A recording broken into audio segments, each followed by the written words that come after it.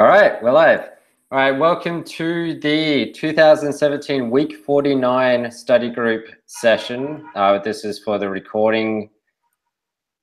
Let's try that one again.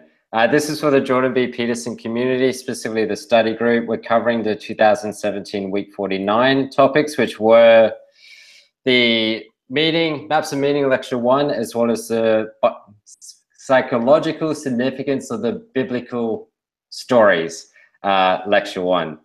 And we actually had about more than 12 hours. It would probably be like 15 hours of conversations from the study group this week. So the Bible lecture really kicked a lot of stuff up.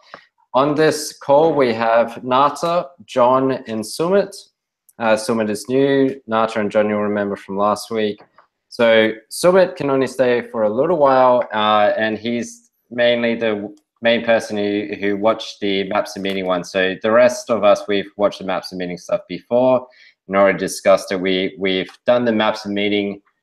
This is now when we're doing the maps of meaning thing for the second time. We started off with it at the beginning of 2017, but now that we've finished maps of meaning and then personality, we're now doing maps of meaning again, as well as doing the Bible series. So every Saturday, we discuss the Jordan Peterson lectures, and we also discuss his recommended books every second month on the last week. So with all that said, I'm going to hand it over to Sumit for his takeaways this week. Sumit? Yep. I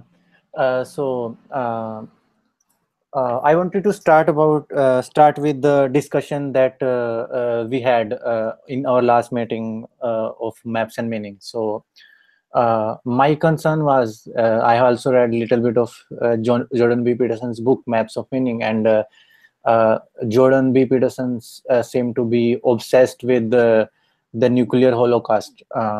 He just couldn't get that imagery out of his mind, and he had this really horrible dream about it. And it seemed to me that that was the one point of time, like if you can point to just one incident where it all started, that's the incident, because that kind of pointed Mr. Peterson into a direction which after 30 years would lead him to where he is. He continuously have been like exploring and studying all these ideologies. So my concern were twofold. First one was that why him, like why was this happening to him and not other people, because he points out in his book other people were going on about their business, and they were really not worried about the nuclear holocaust. So and the point there was that intention is not enough. For example, I have got a lot of good intentions, but I'm not able to bring them about.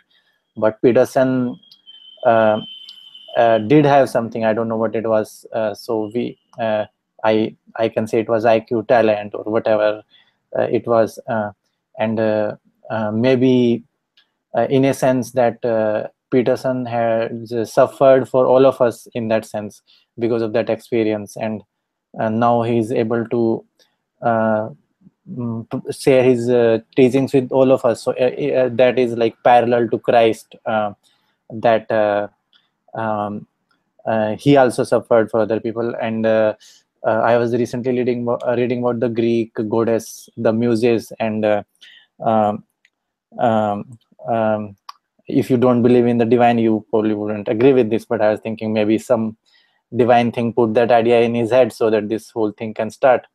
So regarding that concern, Tyler pointed out that Jordan B. Peterson grew up in a very religious family, and it was a very safe environment for him, because even though those folks were religious, they were also not very tyrannical. He was, as he was growing up, he was able to kind of reject all this, and like I have seen many religious families where if you do that, that's the end for you.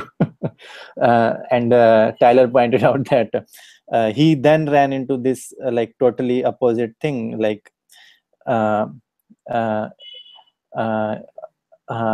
in church it's all about peace and people getting together and people are polite, and he ran into the exact opposite thing where you have these people who have the power to end the world, and he probably stepped into the like Peterson points out, how whenever you steps into the unknown, you are distressed, but he, because of his contemplation of this thing, dropped in the middle of the uh, end of the world. So that was the explanation he gave for this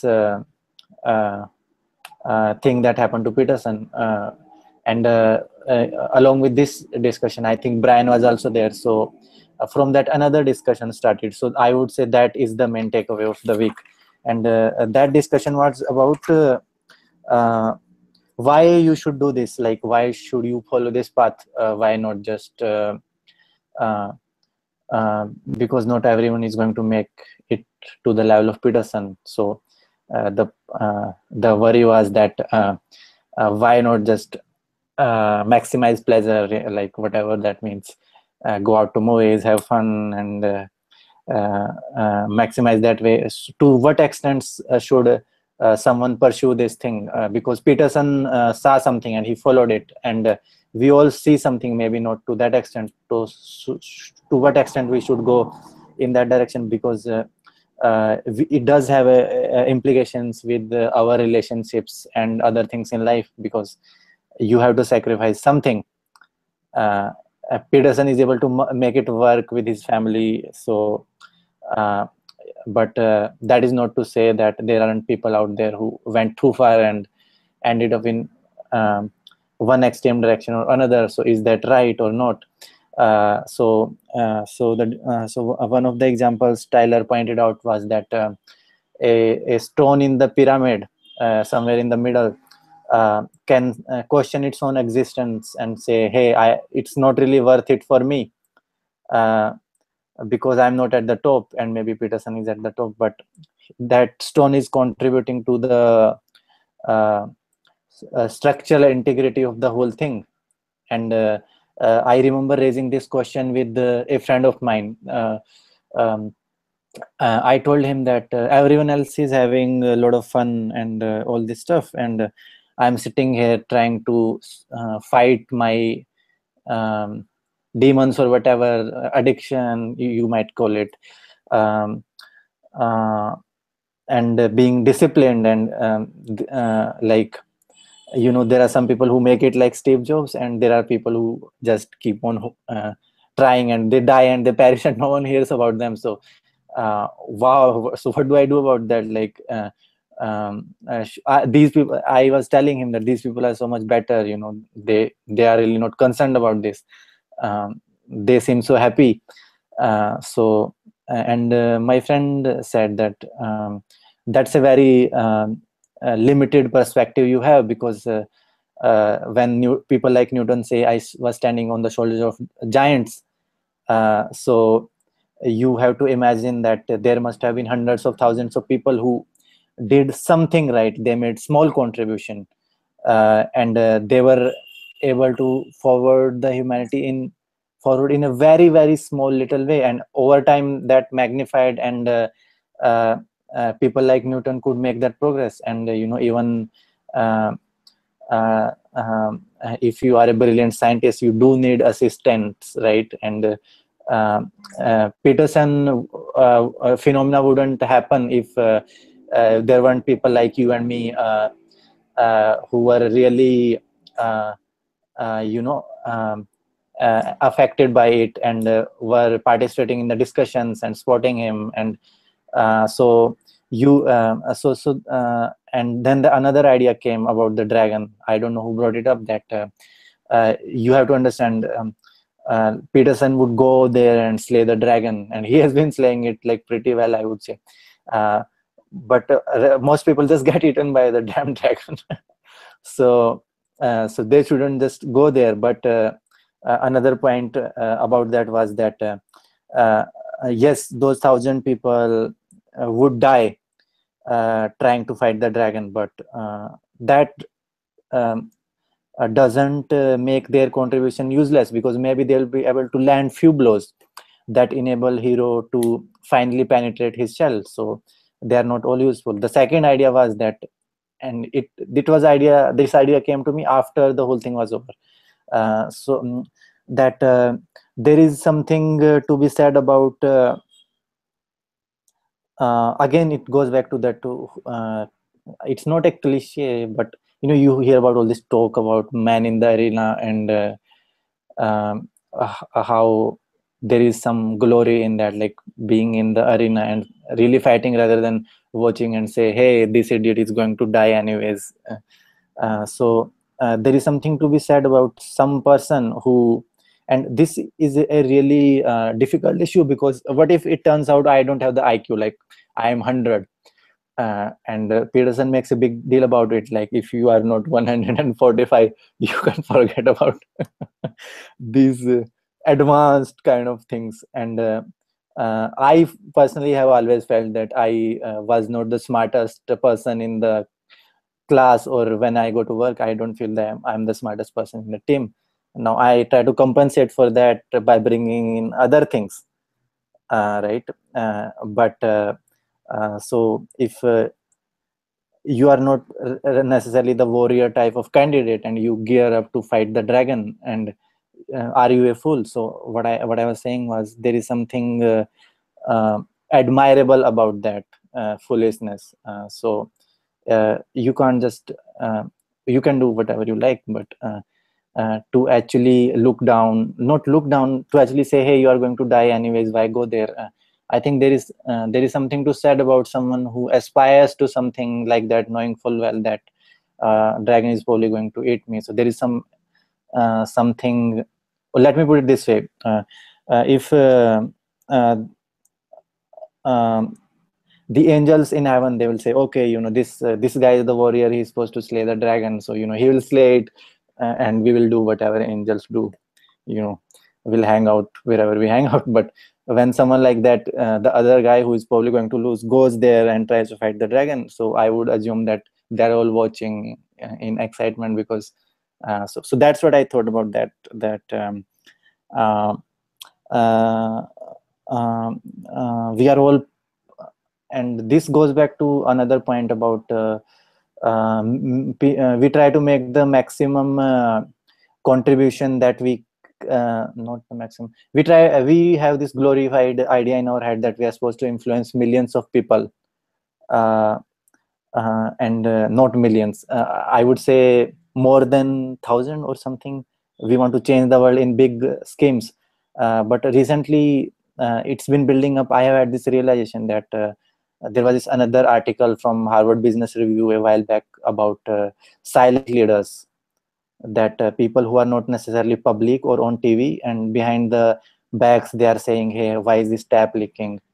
Why is this person uh, think about all the ethical issues coming out. There are people in the background fighting for those, and I've certainly been in those situations where I've seen ethical things go on, and I've stood up and said, hey, this is not right. So now that is not to say somebody will publish a book about me, but I've been doing whatever small contribution I can. So again, the main point is there is something to be said about people make small contributions, and doing the best they can, and we shouldn't feel small about that, and uh, we shouldn't feel that, hey, I'm not going to make it big, because I think that's about ego. That your ego is saying, I want to be big, grand.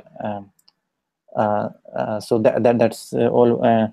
In the end, I am reminded of that quote from Tal Ben Saher used to have this course on positive psychology in, I believe, Harvard. It was like a very popular course, and that course did change my life. That he's another one of the pre-Peterson characters who really influenced me.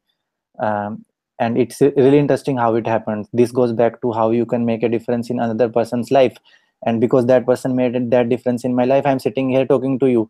uh, and and what he did was, I had this friend, he would always protect me from bullies without even telling me he's doing so. He would walk up to people and say, hey, if you bully Sumit, our friendship is gone. And I had no idea it was going on until later we became friends. And one day he gave me this pen drive on which he had these lectures of that man, Tal Ben-Ser, and I just read one idea that things don't always happen for the best, but you can learn skills to make best out of whatever bad things happen to you. So when I came into the workplace, I was just very timid and very not how do I say this? I was like a nerd in a sense, and I was exposed to this crazy world, and there were a lot of things that were happening, and that idea I kept with me and I kept repeating it. And whenever the bad things happened, I said, hey, how do I make best out of it? How do I prevent it from being my gravestone and turn it into my milestone? That idea came from him. So that just one act from him changed my life. So it's not that you know simple, because everything is connected. So I leave you with that quote that Tal Ben-Ser used to read. I believe it is from Albert Camus, but it could be from someone else. Since we are recording it, I don't mean to say I'm quoting anyone. I just happen to remember some pieces of it, that never doubt that a small group of thoughtful, committed citizens can change the world, because and indeed it's the only thing that ever has. And another point would be that uh, uh, I try to help out young people at work, because I've been young and I know what's that like. Like, by young I mean I'm 27 and these guys are 23. So and if I what I notice about those people is that if you give them if you give them good ideas, uh, this goes back to another point Tony Robbins make, that if you just fix their trajectory by 0.001% over the course of 10 years, they will end up at a totally different planet. So I think about it like this, that you try to help people that you meet and people you interact with, and you do the best you can, and a great deal of value is there in that. Apart from that, the one question I believe saying this, I remember saying this, that to which extent you go, whether you should sacrifice your family or not, or how sacrifice your family, that sounds so I don't know, harsh. I shouldn't have said that maybe, but it's like how do you figure out how much sacrifice you want to make or not? So that or that question was still unanswered. So I don't intend to have a final answer. Uh, uh, uh, but let me put it this way. Recently, for the longest time, how do I say this? Ryan Holiday posted this article on reading books. Before that, I was always like, hey, people who read like 100 books a year are special people. I'm not one of them. I don't have it. I can't. I read for 5 minutes, then I have distractions, and that thing Ben and me were talking about earlier takes over. I end up in some other place that I don't want to be. So he said, hey, look, I'm not some kind of genius. What I do is I have changed my instincts to program that to read books instead of doing other things by default. So if I'm eating, I'm reading books. If I have 5 minutes before the doctor's appointment, I take out my book. I take book everywhere I go, and I have been doing that. So I finished my first book last week, and I am just close to finishing the second weekly book this week. I hope I am able to finish that tomorrow. And the monthly book I will just start from tomorrow, and I'm really planning on sincerely going after it. And at work, even if I got like 1 minute at lunchtime, or I read even when I'm working. And I do it regardless of whether people will think I'm silly or not. And in the morning I took this headlamp with me, the one that you take when you're exploring the nature, and I would just point it at the book and read sitting in the car when we were going somewhere. So my point is that one idea really changed my life, uh, and my life is certainly better, my world is certainly better. So uh, if you like Peterson says, this there are as many world as uh, there are people, because everyone thinks uh, the world is centered around them, and they look at world from their own perspective. And this goes into this another idea that, and this Peterson talks about it, about how one person's actions can either take the world into doomsday scenario or a better scenario. And that is certainly true, because this is what I pointed out uh, earlier, about how I run into, if I run into someone who is at the very bottom, no one is helping him. Ben and John were there, so they must remember it. So it's kind of repetitive for you guys.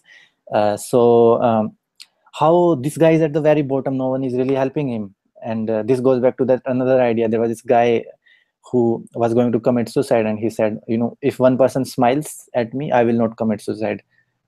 And nobody really smiles at him, so he just jumps and dies.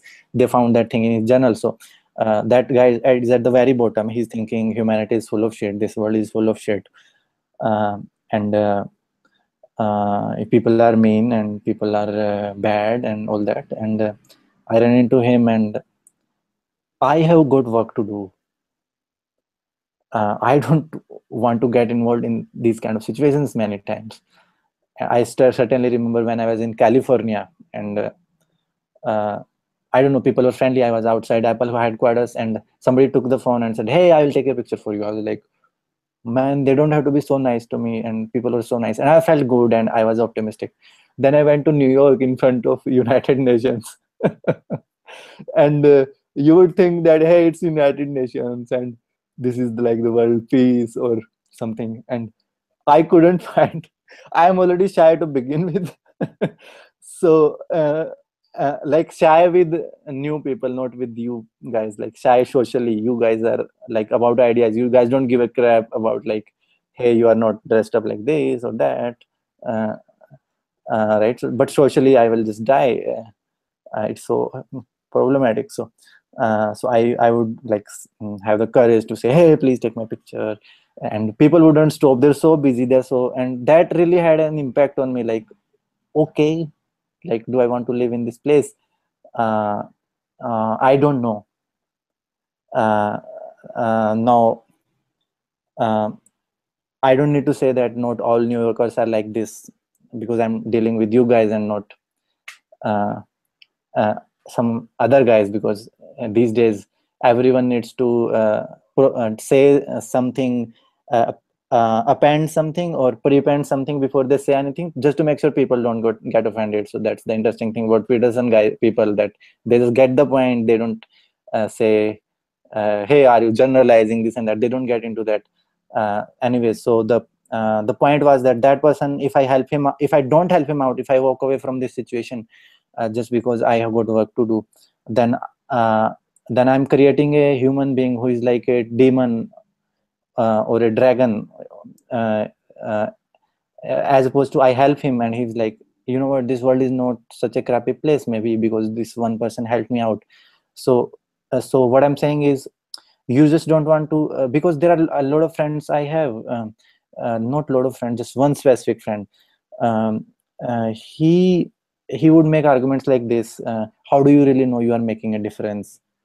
Or why do you have to do this? Why can't you mind your own business and this and that? But you have to you have to be very careful about your own actions as in this domain, because they can literally they I believe that your actions as the individual can have a great deal of positive impact on the world that you live in, uh, uh, or they can not have that impact, hence having a negative, because that positive thing was not created. So I don't believe you should go about your daily lives thinking it's just mundane, because for the most part it is, but there are these moments that come where you are supposed to make the right choice, whether you would help that poor fellow or not, and those things can really bring down things. And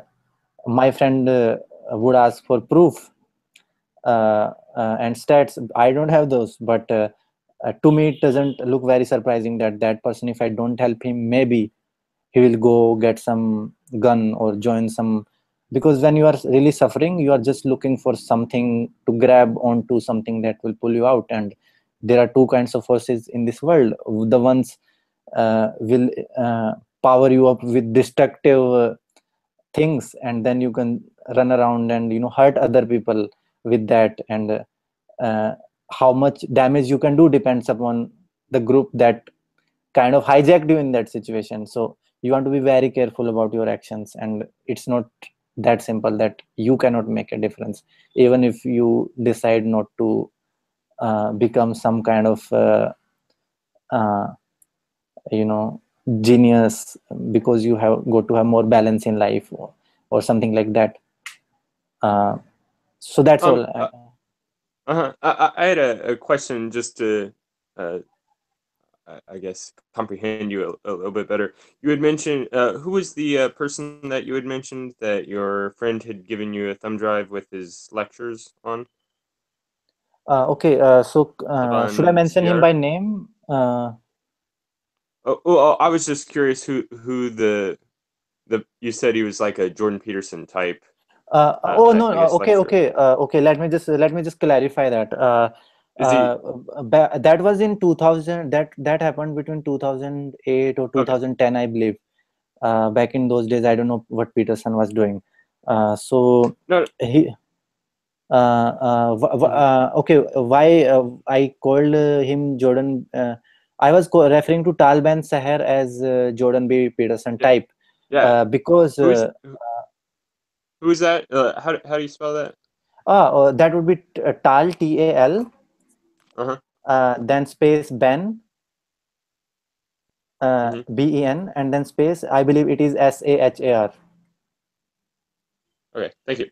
That I was wanting to look more into him, and also the other thing you had mentioned, how there's the hero that finally like slays the dragon, and you were mentioning how you could imagine kind of like the angels that are kind of above expecting that hero to slay the dragon. I just wasn't exactly sure what you were referring to, like for what the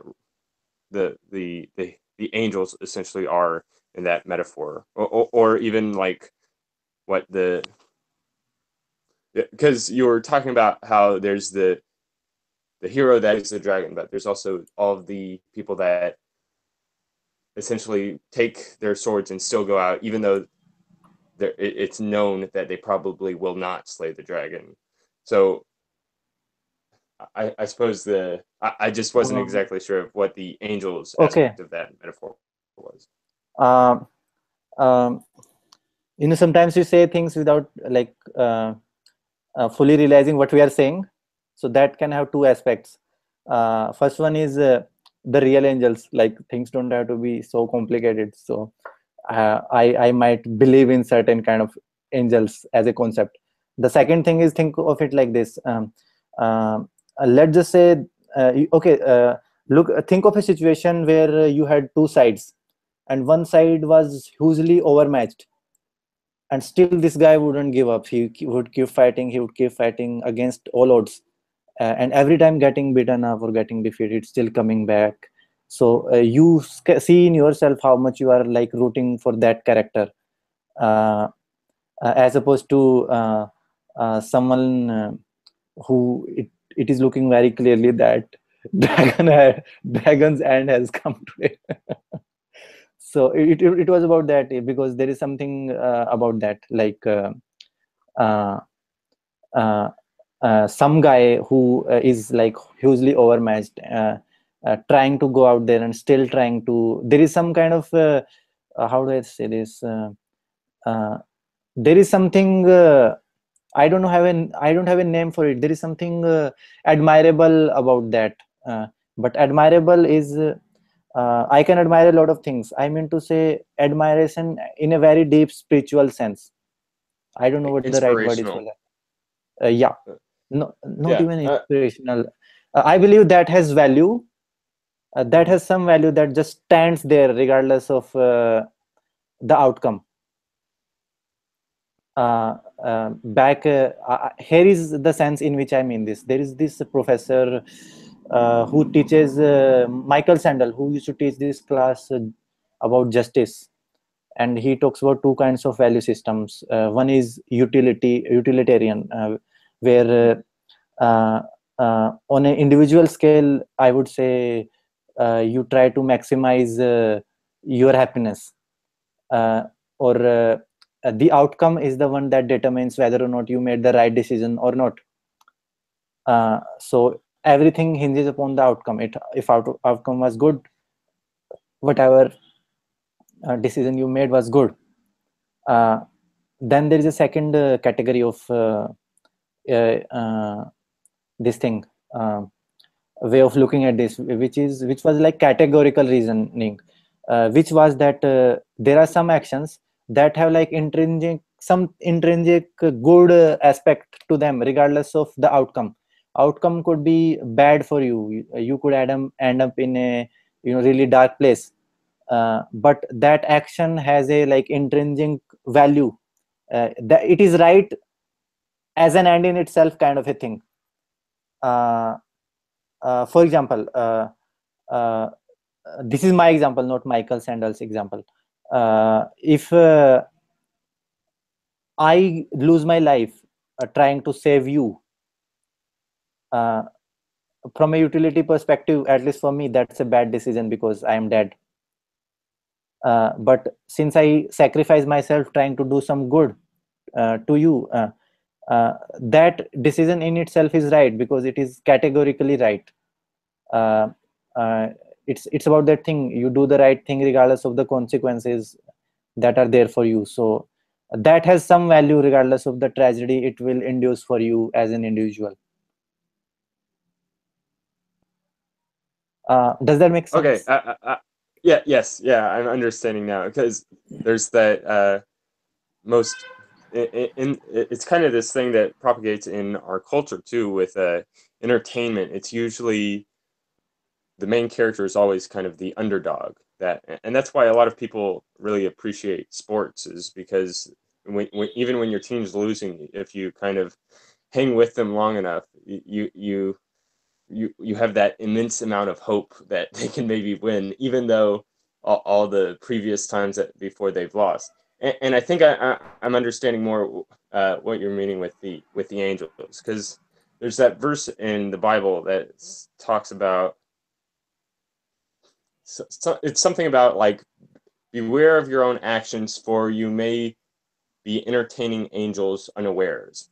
So it's kind of like keeping that idea in your head that everything that you're doing is kind of being rooted for by these kind of distant kind of watchers that are just kind of rooting for you, hoping that you're gonna do what you can, and just like we, as kind of at least quite we all as people end up watching sports, kind of hoping and rooting that they will actually win, even though we have no actual connection with the people that are playing. We're still watching them, and it really shouldn't make a difference at all to us whether they win or lose, but we still have that connection between these things that are completely separate from ourselves.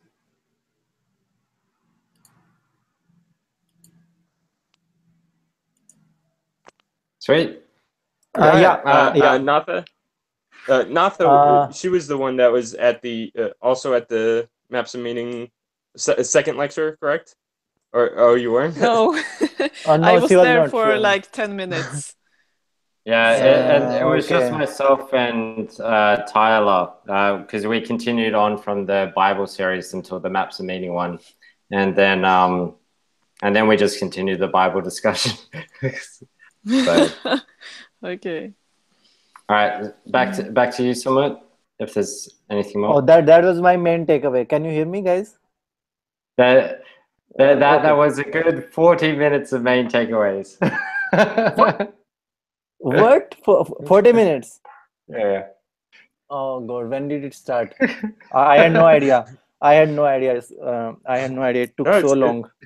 It's good because you're the only one that had really watched the full thing, and so it's good for us. As we couldn't watch the whole thing, to be honest with you, because it was taking. I was stopping everywhere almost and making notes, and then starting again and making notes. And when we started the discussion in the whole, like we got the like almost 3.5 hours of things scheduled, and we spent a lot of time discussing the first idea only, and we got to the second ideas, I believe, and third ideas, but we just couldn't go down because this we certainly follow Jordan B Peterson's method in processing this, because we would discuss something and we would just like from one point just expand outwards, and before we know it we are just discussing all kinds of things, and it's like it happens without any script, and just like Jordan Peterson goes, we just go like that, and it took us a long time on that thing. Yeah. As Tyler says, he needs to be, if he's hosting, then you need to make sure you go back to the lecture every now and then. Otherwise, the tangents will continue indefinitely. So okay. Yeah. So are we also supposed to go back to the notes in this version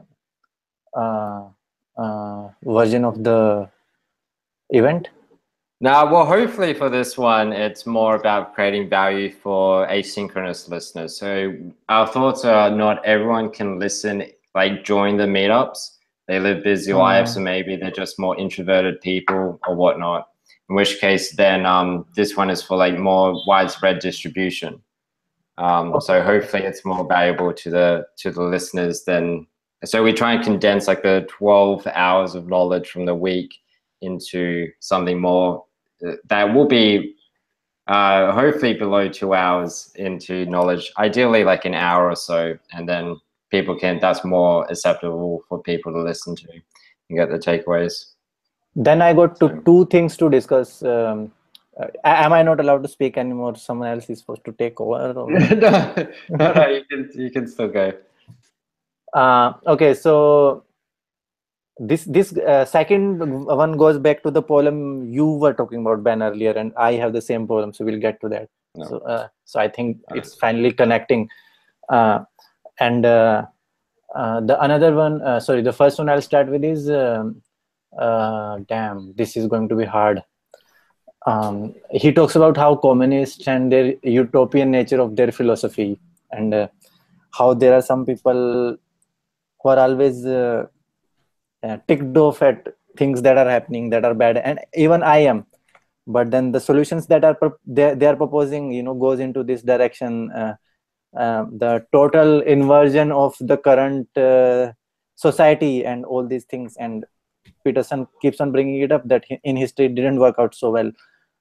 So I recently went for a 10-day meditation retreat, and I keep on talking about this over and over again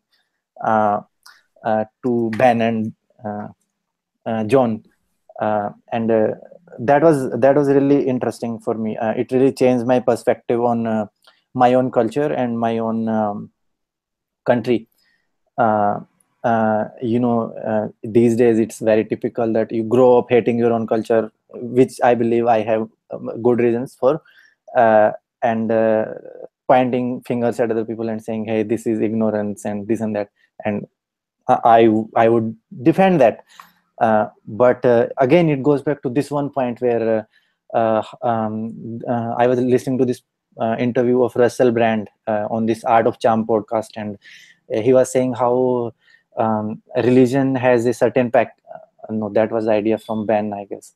So he was making the same idea in different words, that religion has all these negative connotations these days and people just ignore it, but it has certain value in it. So the inability of people to derive value from things that have a certain negative association, they think, hey, religion is responsible for all these wars, so it's crap and it's evil and stuff, and then they fail to derive any learning from it. And I have a colleague at office. The one thing I learned from him recently only, uh, I can talk to him about you remember how these people, if they find out you support a certain politician who is on the other side, they will just kill you, like not literally kill you, but they just, that's it, you can forget about and I have had personal relationships get damaged because of that. So with this guy, you can bring up anything, and he will just ignore all that and just focus on the point and focus on the value, focus on the good that is there. So this is something we've been talking about recently, that uh, it's about, for example, there is a lot of there is this flower who grows up in the like mud or something, or some really bad environment, a dirty environment, and the flower itself is beautiful. So it's about that, looking at the flower and kind of removing other things that are not that valuable, to be ability to derive good things from uh, things that come in that package that you don't like, rather than just ignoring it. Uh, so I'll go back to the communist point, that these people, they are on this rampage, and whenever one thing has certain bad attributes, or one thing doesn't work out in certain ways, they use that to overturn the whole thing, and not talk about the good aspects of that thing and good aspects that has created. And I always grew up looking to the West and being inspired, and these days there are people over there who are saying, that is the main reason I started listening to Peterson, uh, uh, uh, because he was there was one video where he was like literally crying, uh, uh, about what is happening to his civilization. And I was like, this was the civilization I looked up to when I was down in this country. I told myself that there is some other part of the world where freedom pretty much like rains from the sky or something, where they have Statue of Liberty, and where people have dignity. Now that might have been, there is a lot of truth to that. uh, uh, and even though my own situation was terrible, I was like, hey, there is a place out there where these things are possible. And that gave me some hope, and I was always looking in that direction. And by the time I am 27, there are people who are just uh, attacking that and trying to destroy that. So Peterson was defending that, so I immediately uh, was like, okay, I found the guy, but I ignored him for like 3 months, because whenever I find something remarkable or useful, I ignore it. Whenever I am just close to it's that thing about how you find the truth and you just ignore it. It's a behavioral problem I have. I will just go back to my original addiction of maximizing that hormone this man was talking about.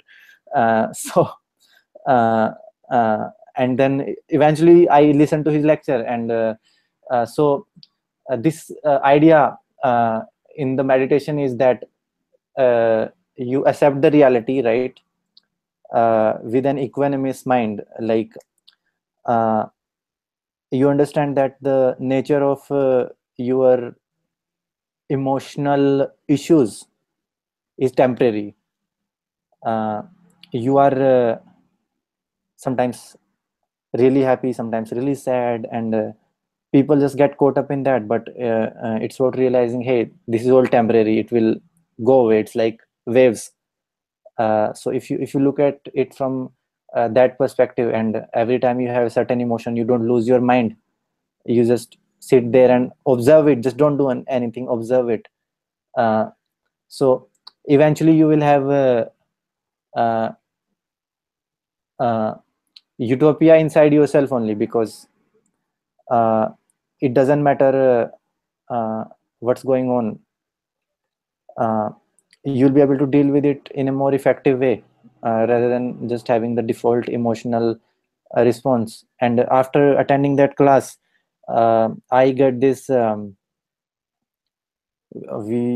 have to be careful since this is going to be public, so I get this uh, sometimes I'm trying to study, and uh, I would always, let's just say, misuse the power of internet in a way to indulge in certain things that are not good for me. And after I came back, I saw that whenever that was happening, I could just observe my body. I could not always stop it.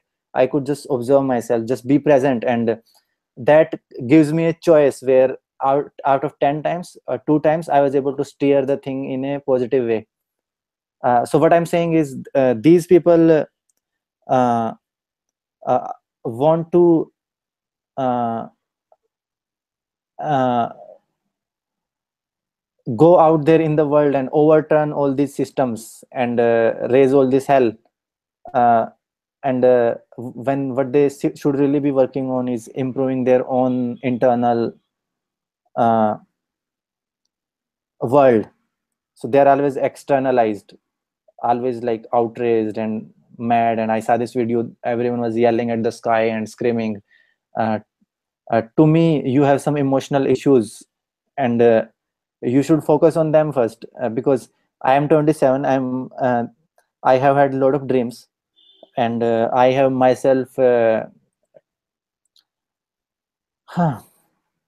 crash them in a way, because I'm not disciplined. uh, I make mistakes, I don't follow through on things. uh, Now, and what I realized was that it doesn't matter, like it doesn't matter what my dreams are, it doesn't matter what I want to do, it doesn't matter what's going on the outside. uh, it's about building myself first, so that I'm finally capable of chasing those dreams and dealing with reality in a better way, because I was really very distraught emotionally. uh, and in India, people blow horn a lot, like beep beep beep beep, the thing that they have in the vehicles. And every time people would jump the red lights, they will not let you cross the road. And it was just, you are outraged, like you feel like you should take a gun and shoot these people. And it was horrible.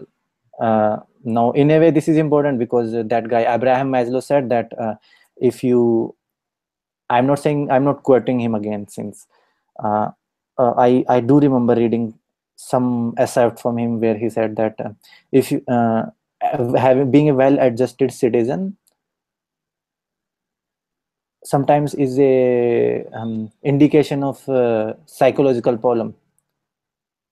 He said it in more technical, sophisticated words, and here is what I mean by that. If you live in like Germany, where all this shit is going on, and if you are well adjusted, then uh, there is something wrong with you. Like if you can uh, look at that thing and like be okay with it, then you have certain deficiency in you.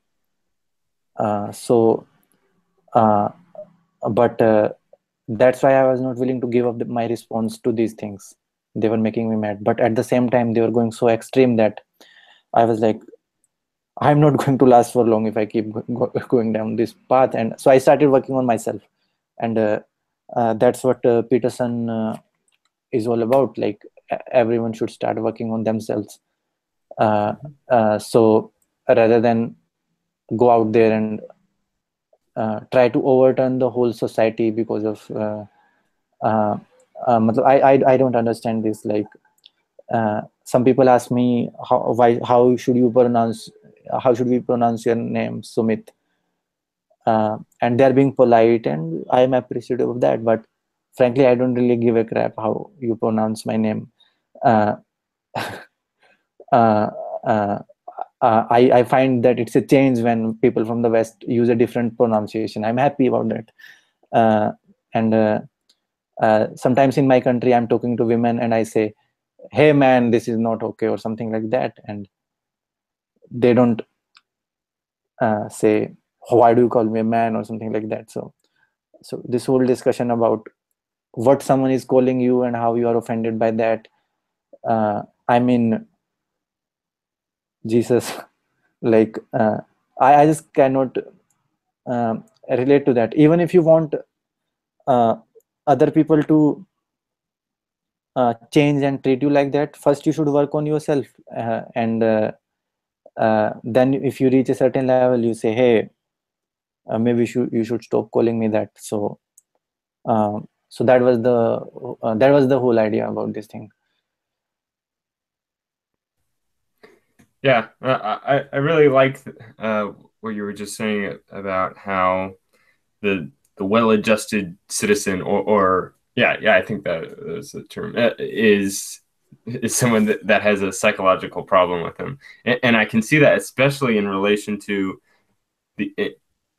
that concept in its extreme form. So yeah, like the citizens of Nazi Germany that were complacent and kind of not willing to fight against what could be to fight against tyranny, and I can see that now in kind of in my own like smaller scale, I suppose, of you're always capable of realizing problems inside the society that you're in, and so if you're a well-adjusted citizen, you would just ignore those problems or just take it as you go, and so they don't exactly have any impact onto you. But an actual, I suppose the term good person would be someone who notices those problems around them in their own society or in their own family or in their own lifestyle, and then instead of accepting them, but trying to fight against them and to make things better, I think.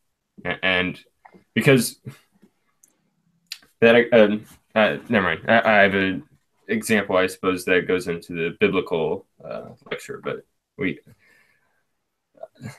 do we have more to discuss on maps of meaning? One more last thing. I love it how you have so many of the biggest takeaways, but sure. Okay. Because, that was the initial one was the biggest takeaways, and I'm not saying this is final. What we are saying is final.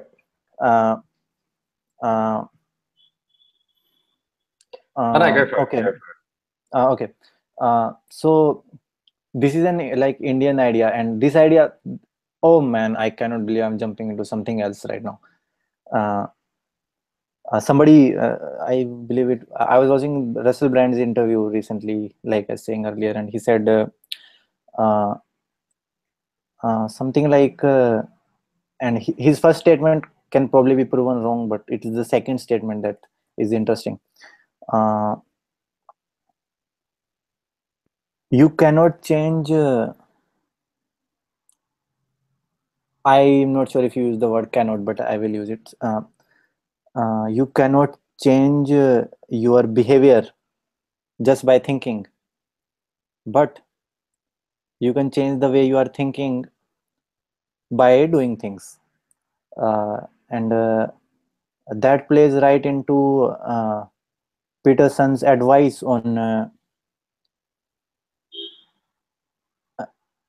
cleaning up your room. Never thought that I would be agreeing with Russell Brand, but yeah, but it's a good. Okay. I knew it. I was, you know what? Here is the thing about that. I live in India, so I'm not familiar with all this American connotations with certain names. So I was listening to that interview from a totally, like, I don't even know the guy. I've never heard of it. Yeah. I listened to this podcast and I was being jovial, I suppose. Okay. I think he has some definite insights, but I don't know. Just listening to in too much at a time can kind of exhaust you, I think, or at least myself. But that's it. Well, you know what? Maybe I don't know how he behaves in public, but in that interview, he is talking about how he listens to, not listens, reads Nietzsche, and he meditates. He had the addiction problem. He had worked on it, and the insights he has, or he has borrowed, or both. He really talks about similar. In fact, I was talking about that idea about package, right? We've been talking about this idea recently, me, Ben, you, and Tyler, and he was talking about the same idea, how people just ignore religion. So maybe he must be, I don't know, doing some PR thing where he doesn't reveal that there are some people who are like really nerds, but they don't reveal that. So in that interview, he really revealed that. So it makes me want to listen to more of him, because I have a very small, I suppose, perspective of what I've seen from him. But yeah, I have seen a couple of good things from him. I was guessing that. I was guessing someone would say that, but when I'm talking to you guys, I don't use these qualifiers. I should have. Normally, I would use, and it is such a pain. It's what some politician said a while back. Like, I don't have time for political correctness. Regardless of what you think of Mr. Whatever, I was listening to him, and I believe. So I'm just like neutralizing people. But with you people, we are different. When I say this, it may sound like bragging about the quality of you people being better than the others, but I don't know how else to put it. Like, you people are not crazy. So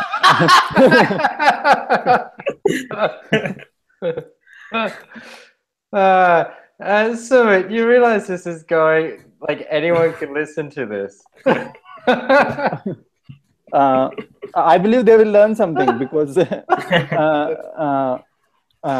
is the greatest compliment I give to people, by the way. Like, I was in California once, and I was living with this beautiful family on Airbnb, and when I was leaving, they were like, "Hey, give us some feedback." And I said, "You know what? You guys are human. I like that."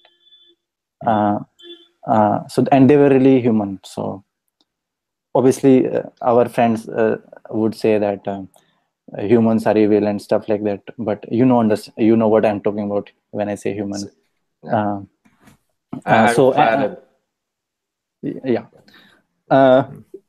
Okay, even though I'm not sure about you and Tyler, you guys are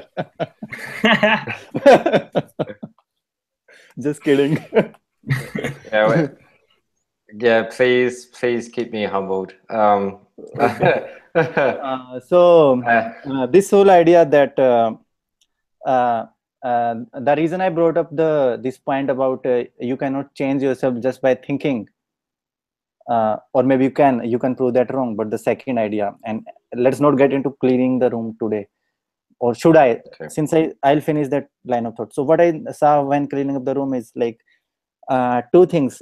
First is it's hard. It's like a macro model of life.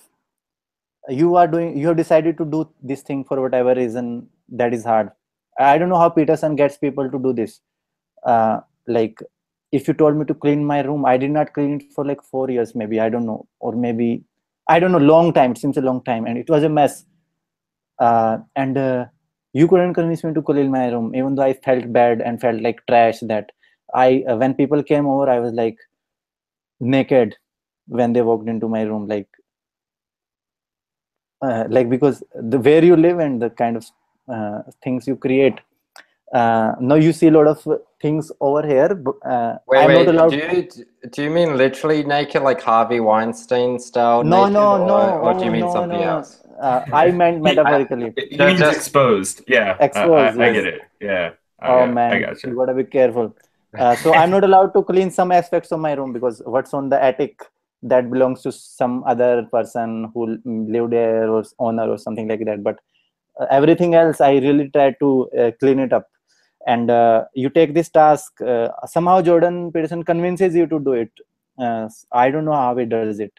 And you take on this task that is so hard, and it took me like 4 or 5 hours that day. But I kept going, I kept going, I kept going. And you can immediately see the results and you feel good about it. So that's like deciding to do something in life and then keep going and pushing yourself. And I can see what it created for me. And bathroom, don't even get me started on the bathroom.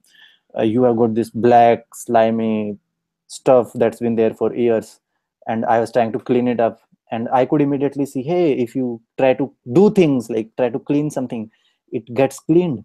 And this stuff did not get this way in a day. Just like my life, it's been years of bad decisions and not doing the right things. And if I try to clean it, I'll be able to clean it, but I could not clean all of it. I realize I'm going to have to wake up every single day and spend first 5 minutes of my time in the bathroom when I'm taking a shower, just cleaning the tiles. Like these things just won't go out because they've been there for years. And that immediately I was like, maybe I need to do the same for my life.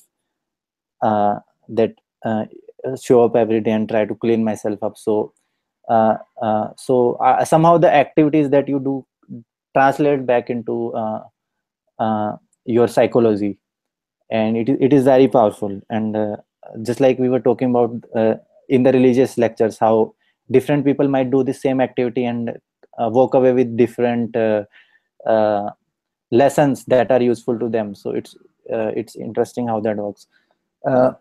Anyways, my point was related to this only, like uh, uh, this idea that Peterson brought. And you know why I'm sitting with you guys probably and started really pushing, because I realize flood is coming, or Peterson storm, or I'm headed for a zero and I need to do something.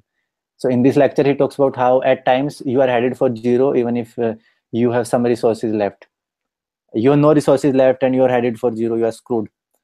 All right. Uh, unless you get saved by some humble person, right?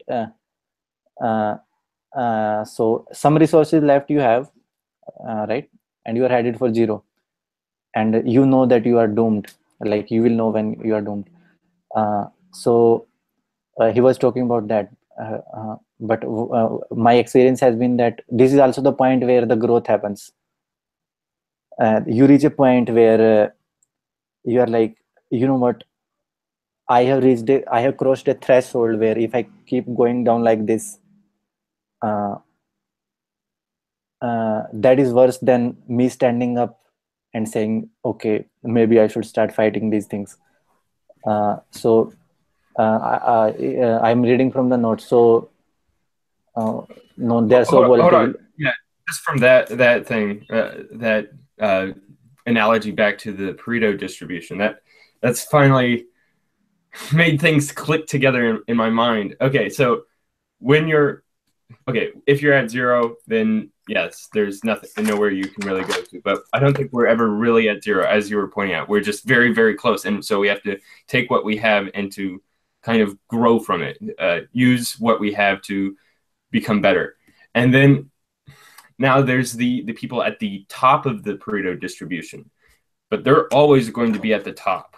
There's no way for them to really grow, which is kind of what it is to be human, is to, or ideally what it is to be human, is to be able to become better than who you were the day before, to evolve. And so the people that are at the top of the Pareto distribution are unable to continue on with the growth essentially of the wave. And so that's probably why Jesus gave the advice to the rich man to sell everything that he has and to give to the poor, because the man had gotten to that point where he was unable to grow, of course, through financial means, but grow in the terms of the Pareto distribution, which is separate from the actual monetary distribution that the man had become the pinnacle of. So that's what that idea of okay, so this ideal of Jesus is that he is the most perfect person in the world, but he's also the person that died innocently and essentially failed, you could consider it, because he was crucified and killed, and he wasn't he didn't reap the rewards of being the king of the Jews, essentially. So, but he was still, that's the ideal for humanity. Now, with Nietzsche, he had the expression, the term, the Übermensch, and the Übermensch is the one who isn't the top of the Pareto distribution. He's kind of the encapsulation of trying to go higher. So it literally means the overman. So somebody who Nietzsche has this great analogy of a bridge, and so there's the overman that is built up by everyone that's underneath him. So that could be thought of as all of history, all of our ancestors, all of science and knowledge that has been building us up and that we can build from. But the overman is also the one who willfully goes under the bridge. So puts himself into that place to allow for others to become higher than they are. So in the case for, say, Bill Gates or people that give away everything that they own, it's reintroducing the allowance for them to kind of grow and to not rely upon their place at the top where they can just stagnate. The ideal person is someone who's always growing higher along the distribution. Even if you're the top of a Pareto distribution somewhere, like monetarily, you're the bottom of the distribution somewhere else, maybe spiritually, or maybe physically, maybe knowledgeably. So there's always some other Pareto distribution that you can try to excel at. Anyway, sorry for the tangent. It's actually pretty good because we can run with this a fair bit. There's also a tie-in here to the biblical lectures, which is in the biblical lecture number 1, he says at 1 hour and 46 minutes, if you can imagine a future, then you can work to manifest it. And I've also added the note exactly for that comment, which is there's a lot of things here which is similar to Napoleon Hill's teachings. And Napoleon Hill was someone commissioned by Andrew Carnegie to spend his entire life finding out what makes the most successful people successful, and then try and bring that knowledge to everybody else. So Andrew Carnegie was like the world's richest man. He was the creator of the American steel industry. And this is going back like 100 years ago, 150 years ago. And he was able to, his whole thing was spend the first third of your life learning, the second third of your life becoming rich, and the last third of your life giving it all away. And then that's produced in the modern club of billionaires, the $1 million or the $1 salary. So I think Zuckerberg, Steve, I'm not sure if Steve Jobs was on it, yeah, but Bill Gates, other ones, yeah. So they take a $1 salary, and then they work to give away everything else, or they use the money to reinvest into the world. So for instance, and it's really interesting because, and I'm also surprised because out of the 60 minutes, no, 70 minutes we've been going, there's actually a lot of things that are learnings from this thing. So I've been taking notes as we've been going, putting them in the Google document. So you'll get the link from the Jordan B Peterson. But so far, Sumit, you've got a bunch of good learnings here. So I'm actually pretty, oh shit, I need to press this present to everyone. So the audience can actually see it as well. So yeah, there's a lot of good things in here. And I've tried to tie it into other things as well. So for instance, when we talk about the silent leaders, Ben Shapiro also says when he speaks at colleges that he may be the spokesperson, but the audience are those in the front lines. They're the ones actually having the battle.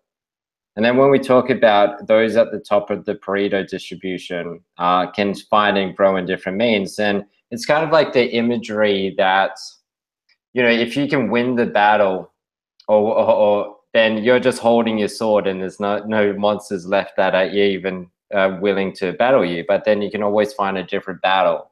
and that battle may actually be in a different field. So you could, metaphorically, if you win all the canyon battles, then perhaps you need to win the jungle battles instead. Which seems to be like, I think it's Alexander the Great. He pretty much like conquered the entire world and then tried to actually assimilate the cultures. But at that point, it's funny because the cultures actually got quite offended with this cultural appropriation. Back then, they viewed it as an insult for their original culture, or the integrity of the culture, which is an interesting Richard Spencer argument. But alas, yeah. So it's really interesting, like the Nietzsche Superman, which doesn't just stay high on the bridge, but also goes under the bridge, where others are actually higher than them, and it commences a new journey. So one of the things for battle is you also have spoils from a battle. So it's like on every journey, if you actually set out for that, then you actually have a battle. And for this argument here, no argument, but I don't know, the catchphrase, which is you cannot change your behavior just by thinking, but you can change your thinking by doing things. So in 2014, I was in quite of a slump. And I actually realized this exact same thing. And I came up with it because if you're bedridden and you just don't want to get out of bed, you can't think yourself out of bed.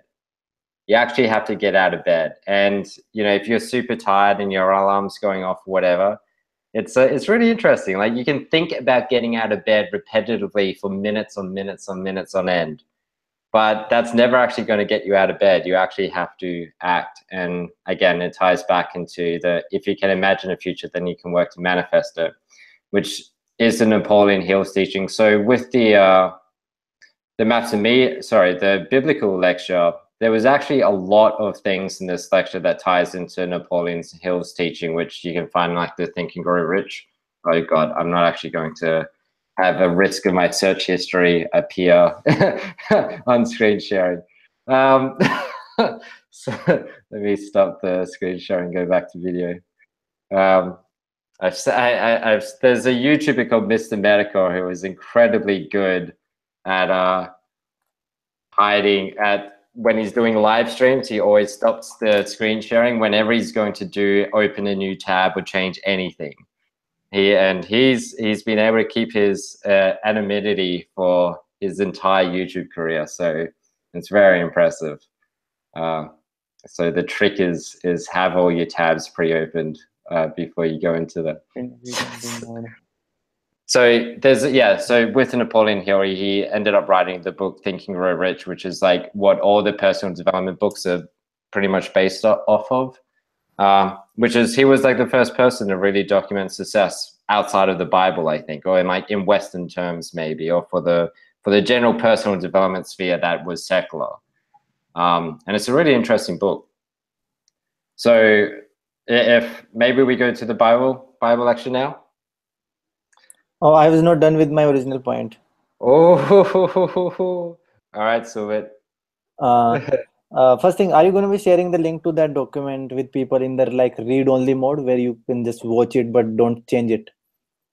So everyone, by default, it is on comment mode. So anyone can view the document and do the comments. Okay. So yeah, in the link on the description of this video, so there's the Jordan B Peterson Community website, which has the link to the study group and the Google Documents. And soon it will also have a link to the lecture notes. Okay. So one thing I came to my mind, these battling monsters thing. So it's not always that the monster kills you. Jesus Christ, these thoughts keep on coming to my mind. Even before that, this Pareto distribution thing you talked about, it's about, I feel like that, for example, John showed something really interesting related to time management today, and I was just fascinated by it. And I don't get to like interact with people like John that often. Like I just don't. And Ben had some interesting ideas about things. And I always thought that in the West you have different education system, like people are exposed to different things, and I'm sure they have tools that I can learn from. So I like that, but at the same time, you guys are on a different distribution, and since I am in India, I'm on a different distribution, and I believe we are able to like equalize each other in a sense in which we are lacking, because I'm seeing that for since I started talking to Ben and uh,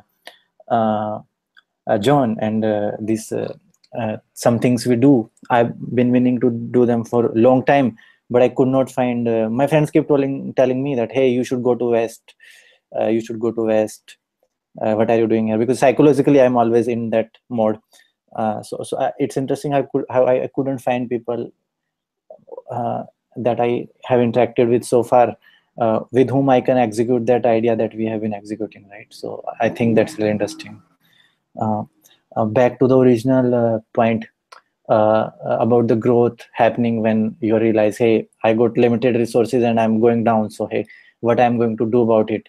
And Ben earlier pointed out that he is really interested into this improvement thing until he reaches a certain point where he's like, hey, my ship is sailing, and he goes back to whatever it is that he was doing. And I have done it. I have done it too. Like usually, or maybe you didn't meant in a different sense. If you did, you would have to correct me. But the sense in which I understood and I related when you brought that up was that even I do this. Like uh, I run into problems, I look for solutions, and I find temporary solutions. And sometimes reading about what is bothering you makes you feel better. Then I go back to my work or whatever it is I was doing, and I never really go deep enough at the bottom to actually solve those problems uh, for sure. And then in the future, some other crisis happens, which triggers the same character flaw that has always been there, but I am able to, like, whenever that thing happens, I'm able to stitch it, move forward, and then it breaks again. So it's interesting how the negative event happens, and in a way forces me, like the Barbara was making this talking about this tweet about necessity. So uh, how morality is the somebody asked Jordan Peterson, sir, like, what is the this thing morality, where it is comes from? And he said necessity. Maybe he and now when people like Jordan B Peterson use a word like necessity, uh, I'm not sure if I'm supposed to look it up in the dictionary, because they are so many times not talking about that. Like uh, they have some deep understanding behind that term in a way that is not written in the dictionaries. But uh, it's interesting how at least the dictionary word of necessity uh, in a way applies here, because whenever you are going down, there is a necessity, you have to improve yourself, and you do. And when that necessity dies, you stop, uh, rather than having it as a continuous effort of improving yourself, which is requires a different kind of attitude, or maybe even peer support from other people. uh, because I see sometimes at work that I'm always, not always, but uh, I go there like with an agenda, like I'm always looking for angles. So if something comes up, or if I'm talking to someone, I would make sure I talk about improving yourself every day. And sometimes people pick that up and make something out of it. I can see slight waves of difference. So there was this interesting uh, quote about I will paste the link so that you guys can see.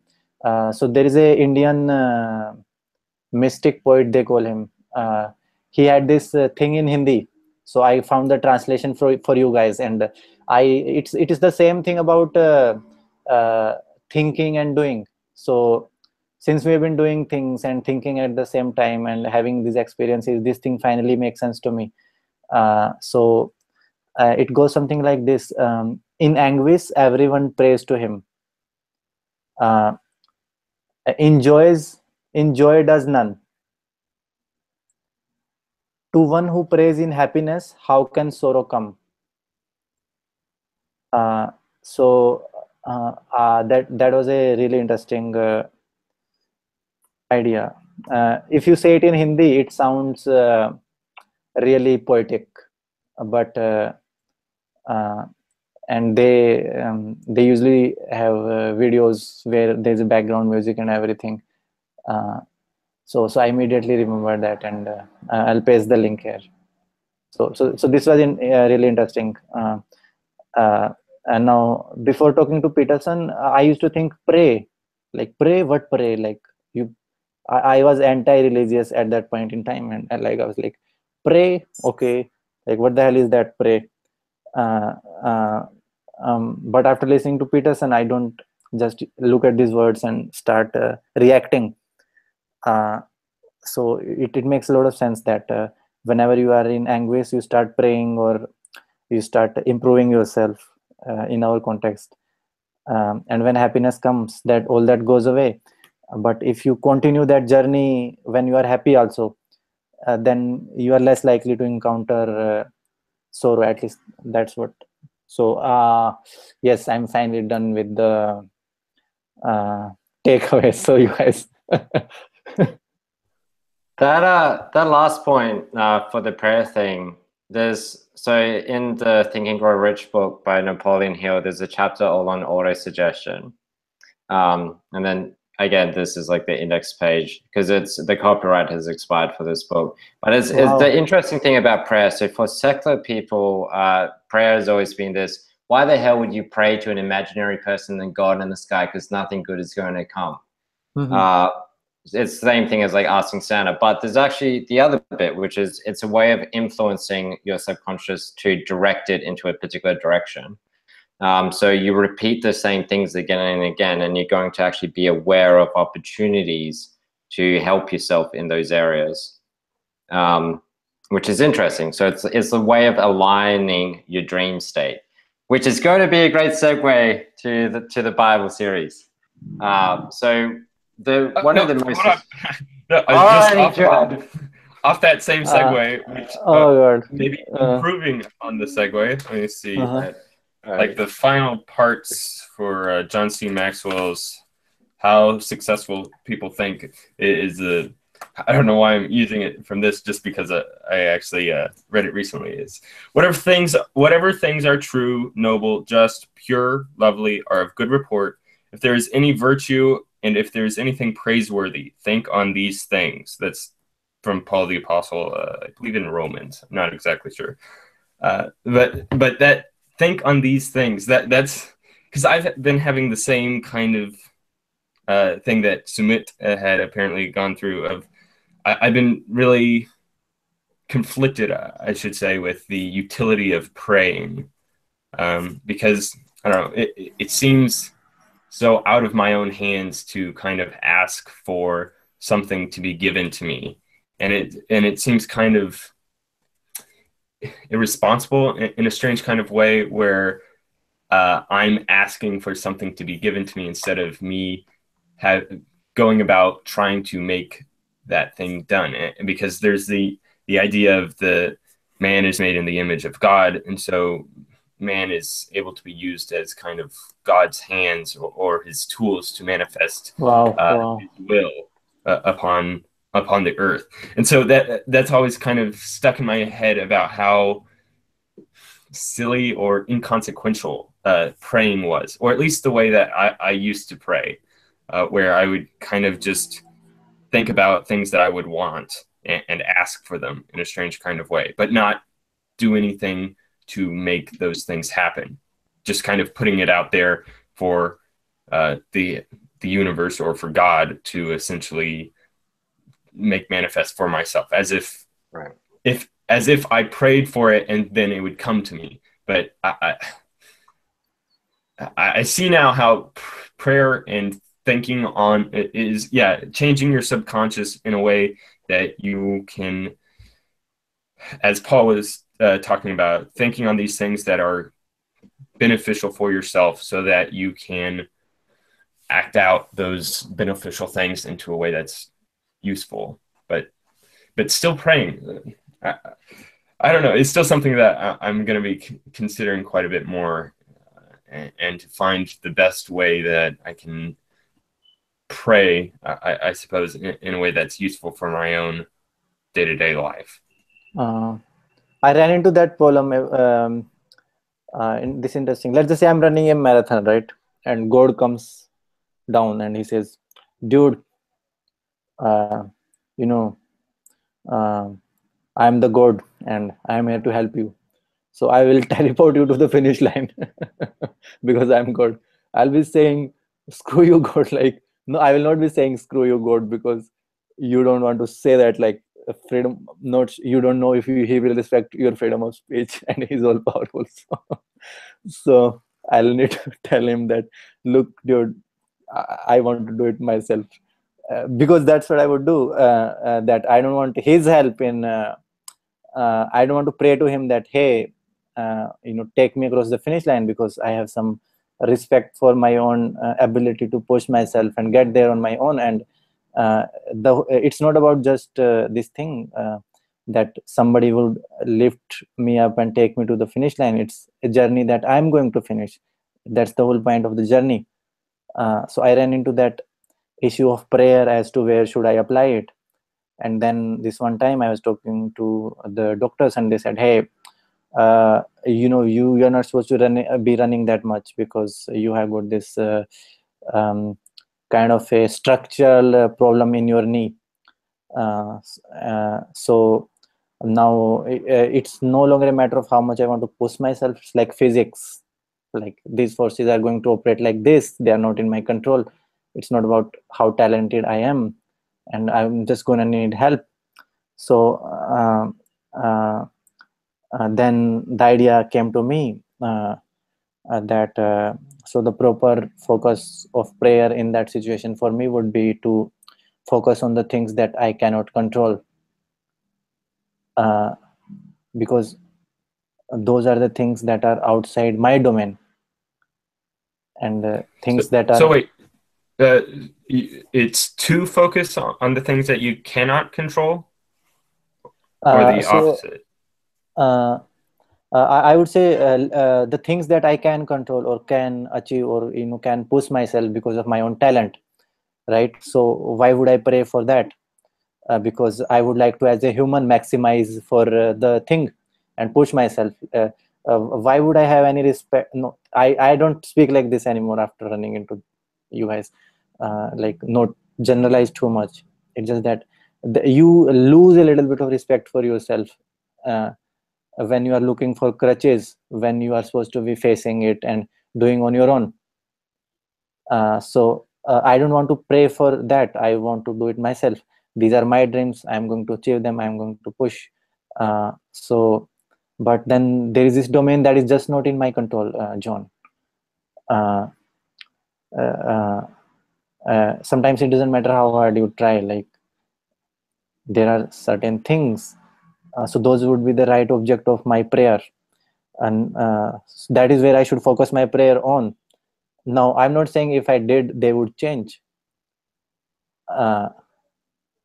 Or anything like magic will happen or they will change, but so I still have not comprehended prayer in a sense. Even if it is subconscious cannot change physics. I'm just going to have to talk to the physicians. They will have to figure out some solution. So I don't mean to say that prayer is useless, but I also don't expect it to fix that problem. But even if I still wanted to pray, so that would be my proper focus of the prayer. Now, before you start commenting on that, I will finish with this other thing also in just one batch. You guys were talking about a monster. This is related to Bible, so you cannot now accuse me of going back to something else. This is about dragons. Sometimes what has happened to me is the reason I'm sitting here talking to you guys is, like Dalai Lama said, something about having misfortune visit upon people when they have gotten what they want. So sometimes that is a misfortune when you get what you want. So the reason I'm sitting here with you guys and looking for meaning is because the life that I wanted to live, and all these projections I had really crashed. You understand what I'm saying? So I'm not talking about exactly battling dragons in that sense. It's just that when I mean it in a sense that when you have a challenge that's like a dragon, let me put it this way, you are battling it constantly. And what's interesting is, remember how in some Western movies the character says, "You just kill me, please. Just kill me, dude."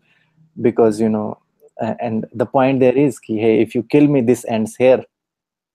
You people don't believe in karma exactly, I assume, or at least it is implied from the script that that is not there.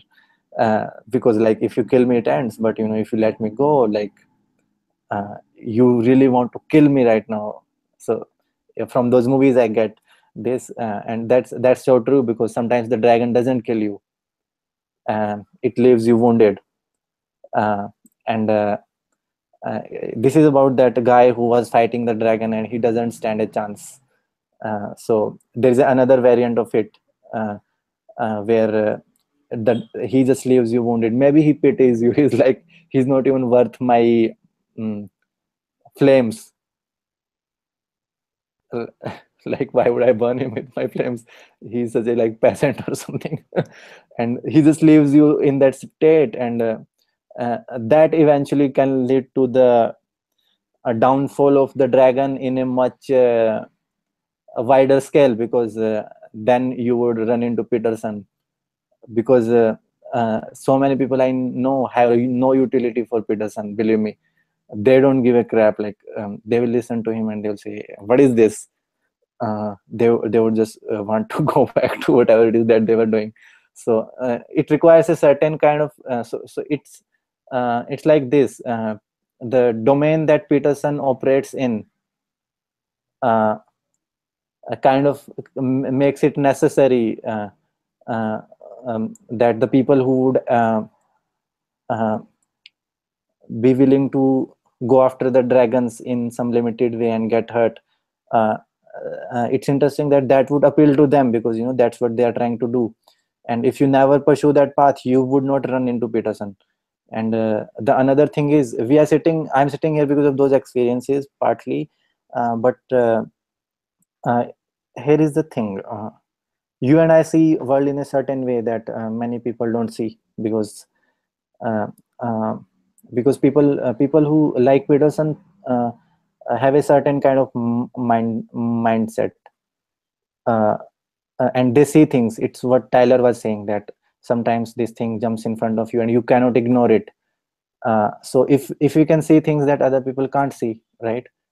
So then it brings a certain degree of responsibility on us to pursue that, because we can see it. And it really is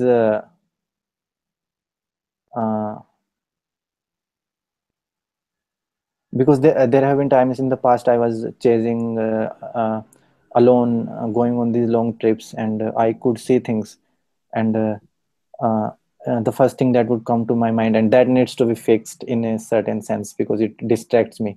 The first thing that would come to my mind is I immediately would want like people who are close to me or people I interacted with, people I trust, I would want them to know that domain that I just walked into, because I was looking at it. So you just want to share that with other people. So again, uh, all right, that's about chasing these things. And okay. Okay, that's it. Just one addition to your last point of when you witness something that's needed, that almost gives you a responsibility to fix that. I believe that's a truism that's through nature, and I say that because of this recent video from I think it's the channel is called Kurzes Vogt. It's some German word in a nutshell, but that's the name of the channel, Kurzes Vogt, in a nutshell. I believe something similar to that. I really gained a lot from it. It was explaining the emergence of systems or systematic, almost group consciousness inside of ant colonies.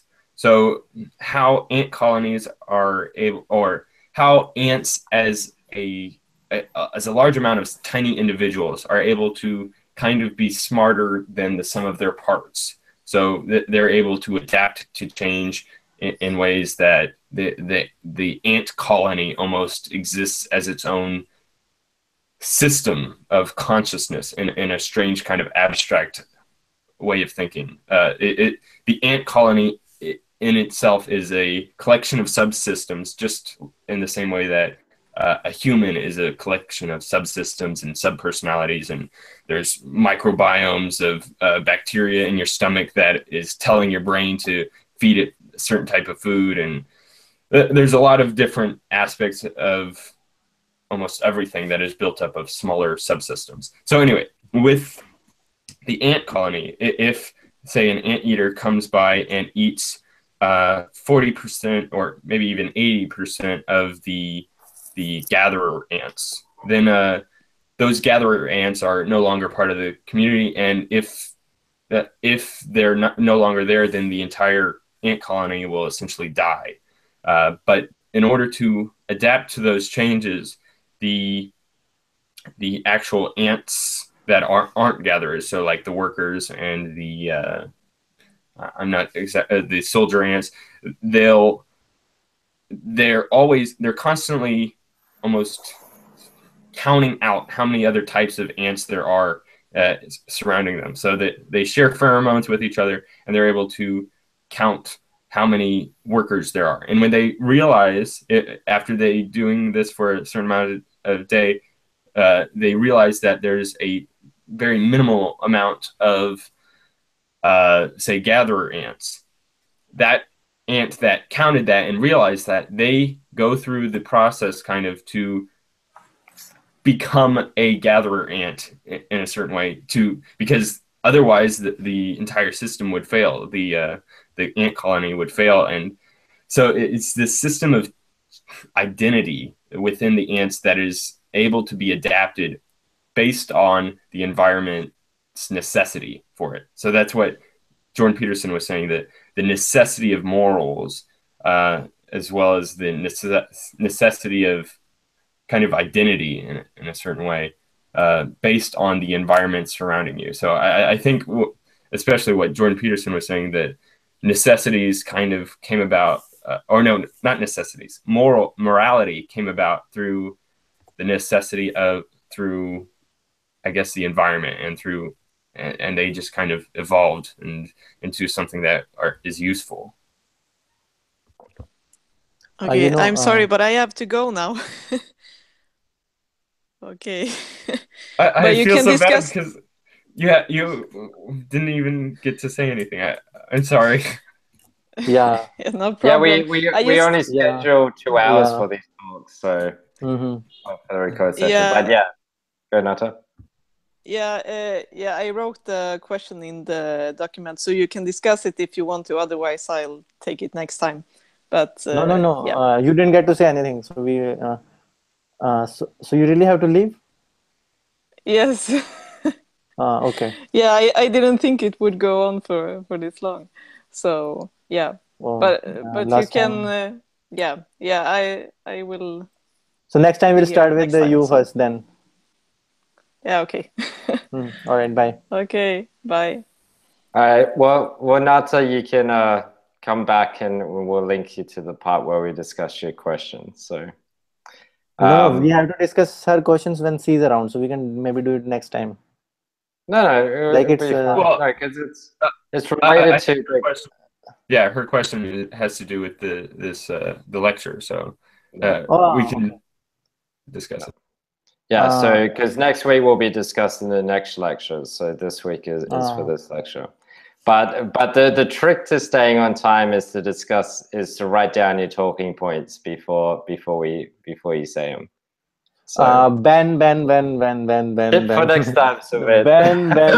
That's not how this works, Ben. That's not how this works.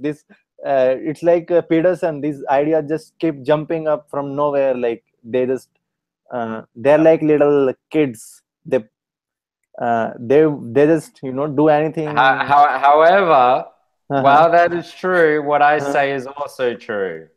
So if you Yeah. write down your talking points, then Uh-huh. as you were writing them down, you also get the same experience. That's why Not at all. writing is so Not good. at all. Not at all, Ben. Not at all. Okay. John is sitting there. John is like, here is the thing, John. Sometimes some guy comes along and he says something that takes the. I doubt if I have said anything groundbreaking, uh, but you have. And I'll tell you exactly how. So when you're talking about the ant colony, right? So that. Not groundbreaking, that's the wrong word. I'm not good with vocab, I guess. Something that totally shifts your perspective of the whole poem. The way you analyze the thing, like so you pretty much kind of at least gave me a new model of looking at this whole situation, because perhaps we might have been in certain respect looking at this whole thing the wrong way, and we had to, we wouldn't arrive here if we didn't. So uh, uh, when you talk about the ant colonies and how these little ants create this big giant ant colony, or should I call it ant consciousness. So when you were talking about that, the idea was coming to my mind, like they make this big picture of the globe with the pixels as the pictures of the people who send their pictures. You've seen it, right? Many media channels have done it. So it's like that. There is such a thing called Jordan B Peterson consciousness. And I was looking at that, we are all different types of players and ants, and overall we create this whole consciousness, because when you go to his lectures and browse the comments, you get something out of it. So they have their own purpose, and you create this whole like ecosystem kind of a thing, which is big and which behaves, if you just zoom out and look at it from that perspective, it has a certain kind of behavior, and we are all part of it as small ants. And like you said, if some of us die, so like 40% of the ants were eaten by someone. So it's interesting how even if like tomorrow I was to disappear from the planet, tragedy can happen, John. I still have not disappeared because you guys are here, and we had that interaction. So we have this. So in that sense, I may have, as a pixel, might have disappeared, but the consciousness as a whole is still there. And since I was here, we had this interaction. So that small impacts are still there. So it's in that sense I now look at this whole thing as an ecosystem. Like everyone, for example, like Tyler was making earlier his points about God, and you two were having this long discussion, and so both of you are like very important parts of the whole thing, because you are able to, if you look at it in a certain way, both of you were talking about the opposite ideas, right? But it never occurred that like we are on different, how do I say this, there was no enmity going on. Like we were part of the same system, and contributing to the same thing. How all these diverse opinions can come here, and like we can discuss all these things, and becoming part of the same ecosystem, and having this consciousness, and everybody's part is important. So that's how I'm beginning to look at it, and that is a like fundamental shift in the perspective. Earlier we were just looking at it as a hierarchy, like learned men, right, are at the top, and we're trying to learn from them and pursue. Everyone here is trying to be like Peterson. Like you're saying, I want to learn as much as I can. People fashion. He's like role model for many people, including me. So we are always like tending to be towards him. So that's like a hierarchy kind of a mental framework. But when you started talking about ants, we shifted to a different model in a way, and that's really fascinating because boy, I feel so much in the second model. It makes more sense to me. I feel so much like ah like it's more easy on your nerves, right?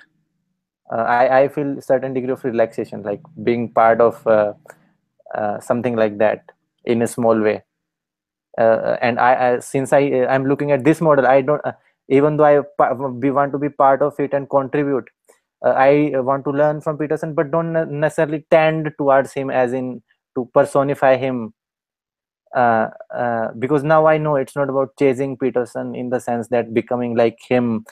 It's about I also have my own individual identity, and I should make contribution from the filter of that identity. So that's uh, it's not a chase anymore, you understand. In a sense it is a chase because you are always trying to learn, become better, but it's not necessarily like it was earlier. I hope that makes sense to you. Yeah.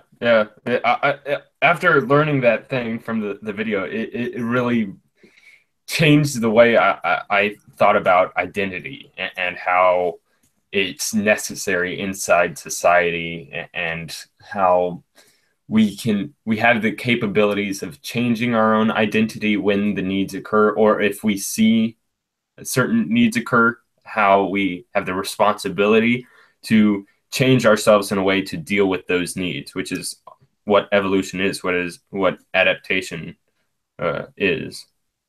But how we have that potential at all times to work inside of a larger system than ourselves, which I believe is what the concept of God probably is, which brings us. I don't know. What was your initial segue that you were wanting to use, Ben? Or Yeah. It really depends if Sumit is done. Oh, I'm done. Okay. I will mute myself. Damn. All right. So I'll speak to you outside because the audience doesn't need to hear the meta things that go on in the meeting. But otherwise, for the Bible series, yeah. So the original segue, I had to actually open a beer because I don't have any other food in the home, and I was starting to get to my insulin crash. So, and the alcohol just actually kicked in, unfortunately. All right, so it was 1 hour and 46. So the segue was you can imagine a future, then work to manifest it. And then Napoleon Hill's teachings on that. So there was so much crossover with the first Bible lecture with Napoleon Hill's teachings. It is quite remarkable how much this is similar. But one of the interesting themes is I'll share the screen and you can actually be able to see what I'm talking about here. The word dream comes up in this lecture so much. Not so much in the last half because you talked about different things, but at least in the first half, it was pretty much all talking about this dream. And parts of it is, I'll read the particular quotes that really stood out to me, which was 7 minutes. Thoughts rise up from the body. You can be angry. You could be angry, and only until you cry, you realize what it was truly about. The realm of the dream state, including stories, understands things we cannot yet articulate. If our articulated knowledge is out of sync with our dream, then we become disassociated internally. We think things we don't act out and act out things we don't dream. This produces a sickness of the spirit. Its cure is an integration of belief and representation. So then people turn to ideologies to organize their thinking. But that is a disaster, and Nietzsche saw this. He knew that if we knocked the slacks out of the dream state, i.e. Western civilization's God idea or ideal, then we would destabilize and move between the extremes of ideology, especially a radical left ideology. And I think it's radical left here because left is seeking control over everything when right-leaning is more the government, so more individual focused. So you want to control everything in order to simplify the complexities of life. And nihilism. And predicted 200 years later, millions would die from the replacement of the underlying dream structures with this rational but deeply incorrect representation of the world. So since then, we've bounced between left and right with some good things occasionally and with sprinkles of nihilism and despair.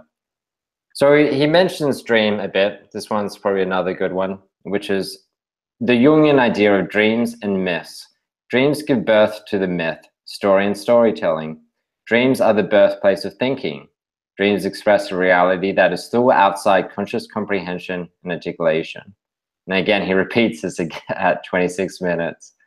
At 31 minutes, he mentions psychoanalysis is terrifying because you understand there are things inside you that control you, instead of the other way around, also known as spirits. And I'll be able to run with this so far, but let me just read out a few more things about the dream and then we'll debunk, or not debunk, that's not the right word, go into it in greater depth. So our acting is shaped by ourselves and society, and we model it. That is where the dreams gets its information. The dreamer watches everything, and the dream plays it out in drama. Then we get the option to talk about it and turn it into articulated knowledge. And if we don't take notice of the cornerstone that knowledge provides, we become lost in psychopathology. And there's more to your actions than you understand.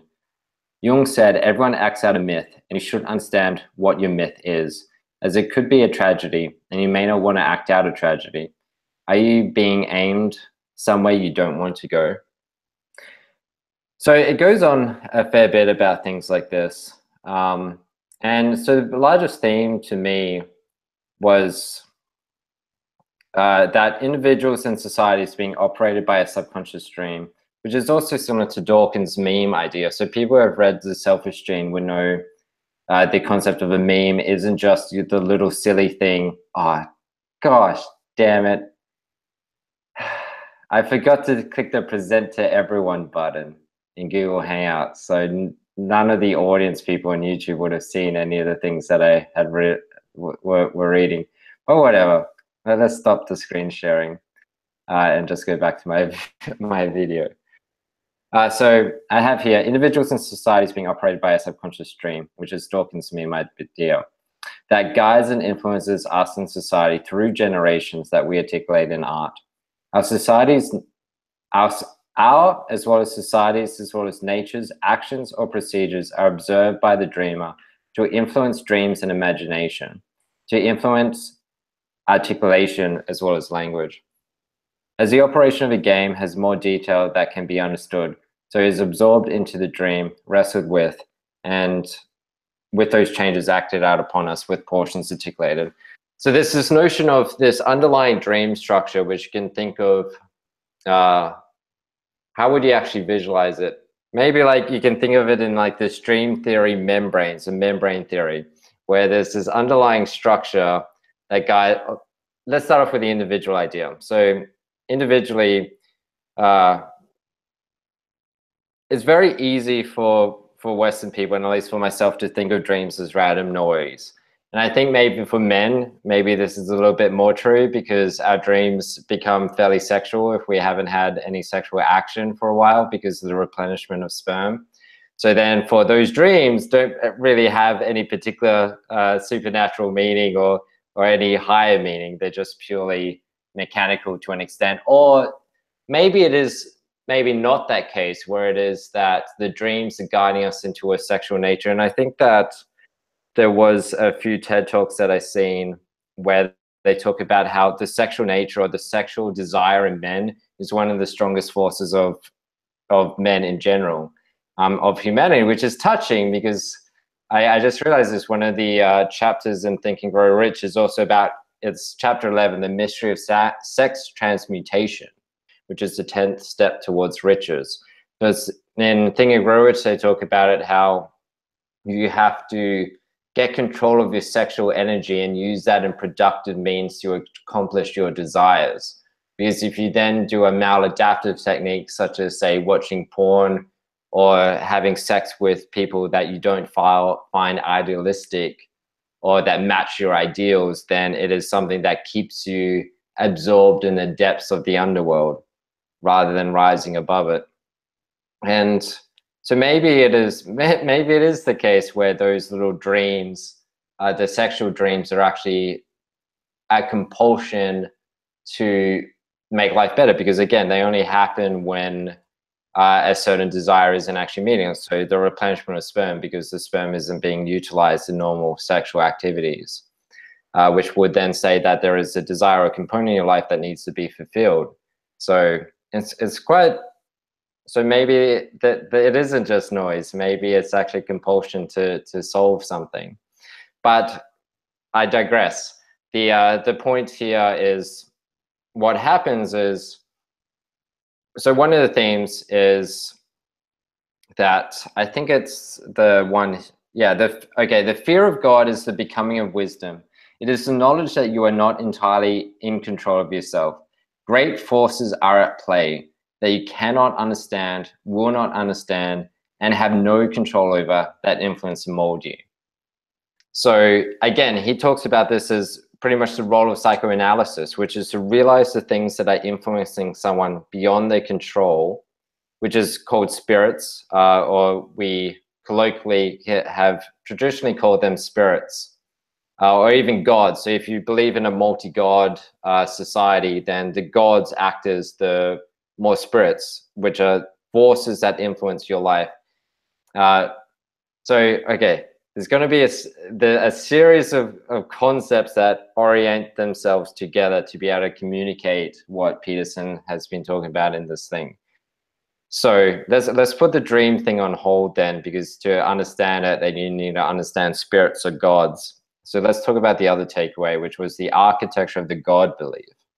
So this turned out to be a 5-hour discussion or 6-hour discussion between myself and Tyler, and thankfully Tyler had the persistence of continuing. So the points here was, think of the universe as a box with you inside it, and the laws and rules that govern the operations within the box.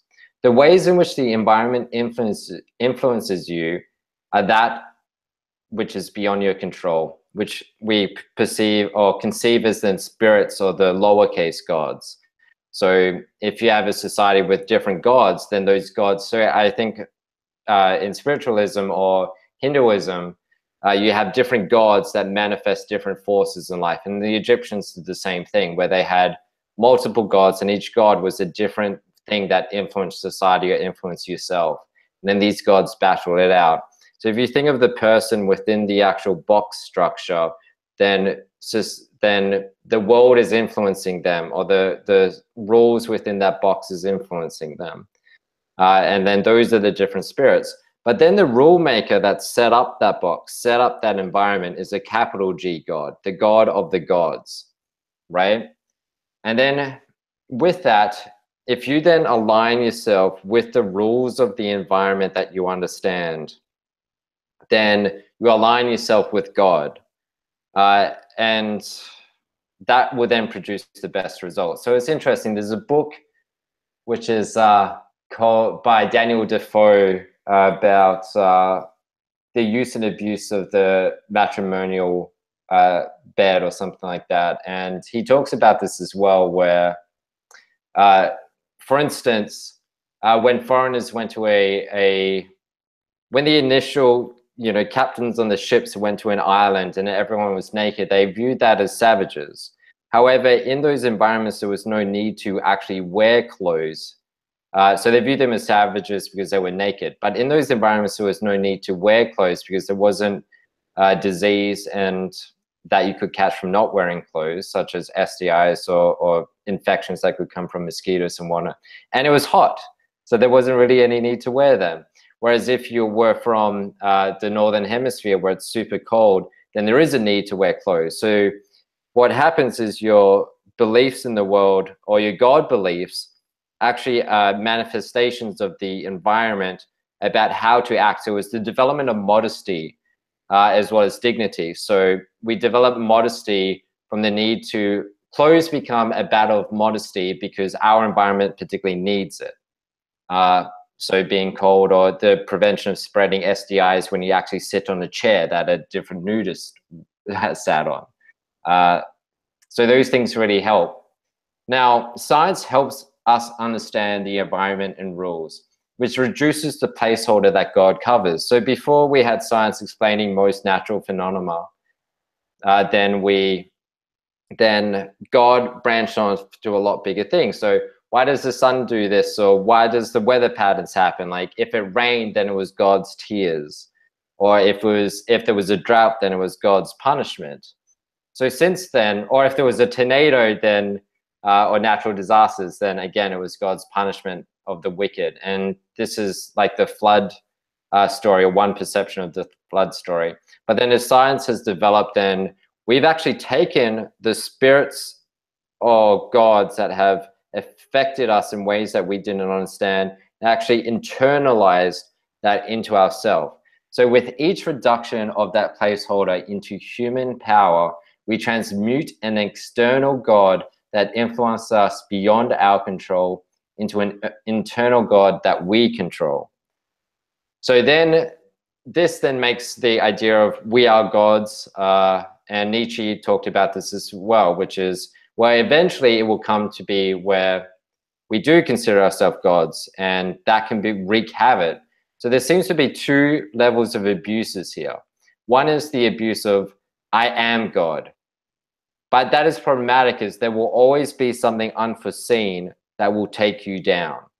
So then this is the proclivity of faith into believing there is always something higher that is unforeseen that will still influence and control you, or could take you down. So science could understand everything. So it begs the question of, will science understand everything within the box? And once it does, can it influence everything within the box? But the question is, well, there could always be something you don't really know that is happening in the box, which is then the proclivity to a God belief or faith in God. And then this would then also be the reason why the Jews wear the little hats, the kippas, which is a way of saying, I am always beneath God, or I'm always subservient to God. It depends on the particular way you wish to perceive it. But the beneath God is to say, no matter how much I incorporate the gods or the spirits in the world into myself, there will always be something above me that I always must be humble and meek towards and align myself towards. Now, the other abuse here is that God is on my side.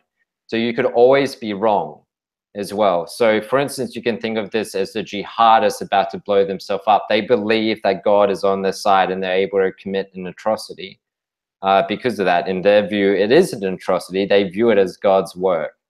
So the problem here is... Similarly, communists that are able to go about doing these horrible atrocities to these people in lower positions to them for the greater good of the group. So that greater good is essentially their God that they use to justify their actions. Right. And it can also be the idea of, like, you always have the leftist argument of that the Crusades were horrific things and they believed that God were on the side and they could oppress. But it's interesting here because while there is truth to these arguments, which is in your particular environment, right, then you are aligning with God. So it could be that in the tropical region, it doesn't make sense to wear a full suit because you'll sweat, and that can then cause bacterial infections of the areas that sweat so much, like for instance, jock itch and things like that, which can actually harm you and harm you significantly, depending on what whatnot. So you need to be appropriate to the particular environment. But one of the issues is when you think the rules of your box also applies to someone else's box, which could be very different. And that provides like that type of arrogance of I'm right and I know what will save you. And without even knowing that person's story. So then this can be the type of rise in the political correct authoritarians who believe that their worldview is the ultimate worldview that now must be imposed. So it seems like it's an authoritarian, but there's such, which is what you've said as well, John, but there's a really interesting combination of these, like the abuse of saying I am God, which is then like the Hitler or Stalin one, where there was a lot of imagery of them that actually showed them as a god and there wasn't anything higher. And for both of them, then eventually there was something unknown that took them down. And because they didn't completely understand the box that they were in, and they were influenced by outside forces. And then there's also the abuse of, well, God is on my side, which they can also believe. But then they could always be wrong as well. So they can commit atrocities. So then this is the interesting part where you have Ayn Rand or Sam Harris then come in, which then says, well, so Sam Harris would then be, well, eventually we'll be able to use secular notions of science gains greater understanding to be able to objectively prove what is a good morality and what is a bad morality. So that's argued in his book, The Moral Landscape. Or you can have Ayn Rand in her objectivist philosophy then say, well, the ultimate morality is self-interest. And then we also have the Jainist or even the Hindu. I'm not sure how much of this is Jain and how much is Hindu, but there's the idea of ahimsa, which is a non-violence principle. So there's an interesting combination of these things into the idea, at least I've expressed in my life, which is the willingness to live proves that, or that things exist and they want to live, and if you point a knife to them and they squeal and they try and fight for their life, or if I stab myself, then my heart will try and beat hectically to try and survive, or my body will kick into survival mode. Or if someone comes at me with a knife, then I will try and defend and I will fight. Or if you which is then, as a digression, one of the interesting things is, in some cultures, the honorable way of killing yourself if you wish to commit suicide is via starvation. Because starvation is something that is being done through a very long time, where you actually, you have to align your conscious neuroticism of saying, I wish to die, with a physical destruction, where your body also wishes to die. Because if you just hang yourself, then it is and your body still wishes to live, then it is a neurosis where your psychology or your intellect is then saying, I wish to die, but your body still doesn't, because if you see videos of people hanging themselves, their body is still fighting. Trigger warning for that can be inserted a few minutes earlier. But whereas starvation, it is something that is thought out and well planned. So it's an honorable way of doing that. In those cultures, I'm not going to say that generally, and I forgot I went down a digression role. Yeah, between Sam Harris and Ayn Rand and the Jainists. Right. Okay. Yeah. The morality. Yeah. So then through this, then you can say, okay, well, if things wish to live, that is a will that they express, and they will to live, which is not just an intellectual thing, but it's also a biological, physical thing. So you stab someone and their biology still wills to live. So there's that aspect to it. Whereas if someone has cancer and then they've gone and then thought about it in the Western world of, my life is going to be considerably miserable, please can I have euthanasia? So euthanasia is like a form of compassion, to align that in a way that isn't particularly starvation. But for the self-interest, then we can also say, well, one of the ideas of a moral system would then be to not violate the wills of other people. But in times of scarcity of limited resources, then we may need to violate the wills of others. We do this historically anytime we needed to eat. So to have a nutrient complete diet. So for instance, the Mongolians, they will have horses. Their ecosystem, what is inside their box is the steppes of Mongolia with an ecosystem of grass, mountains, wolves, and horses and humans. So the humans align, because they can't eat grass, they align themselves with the horses and they protect the horses from the wolves. And in exchange, then the horses will be more friendly towards the humans and the humans more friendly towards the horses, because the horses get something out of that allegiance. The Mongolians will eat the weakest horse. And from that horse, they get the nutrients as well as the home and the shelter and the tools. And that's a complete diet. And the same thing happens in Papua New Guinea with the tribes there, where their entire ecosystem is jungle, potatoes, boars, and humans, and all the other things that happen in the jungle. But their diet is comprised completely from boar and potatoes. So these are situations where it's necessary to eliminate the will of the potato if you're a Jain, because it's a bit, or the will of the boar or the horse, because they wish to live and have their freedom. So in those times, it was nutrient complete, which is why there's like the prayer in many religions. Before you kill the animal, you pray to God to say, thank you for the sacrifice of this animal so that I can live. So it's a change of sacrifice here. But so there's this idea of where we can, and it's the liberal argument as well, which is I can do whatever I want as long as it doesn't harm other people. But then you also have the conservative argument of I will do whatever is best for society, even if it sacrifices what I want. And then you have the centrist argument, which is I will weigh up what society wants from me and what I also want to do and make a very difficult decision. Because sometimes in the liberal one, then you can very much go into the folding of vice or even societal vice, where it's something that may be good for you may not also be good for society. And this is like a real crux which the liberals don't understand. And even for the conservatives, there's a crux here that they don't understand, which is if you impose religion or hell onto liberals, then that may work until they have an opportunity to no longer believe in God. And as soon as they leave from God, then they will then do all the things that they were tempted to do. So that could be promiscuous. Apparently, my computer thought I said, "Hey Siri" there. But yeah, they may think, God damn it, that little beep thing. You had mentioned promiscuousness.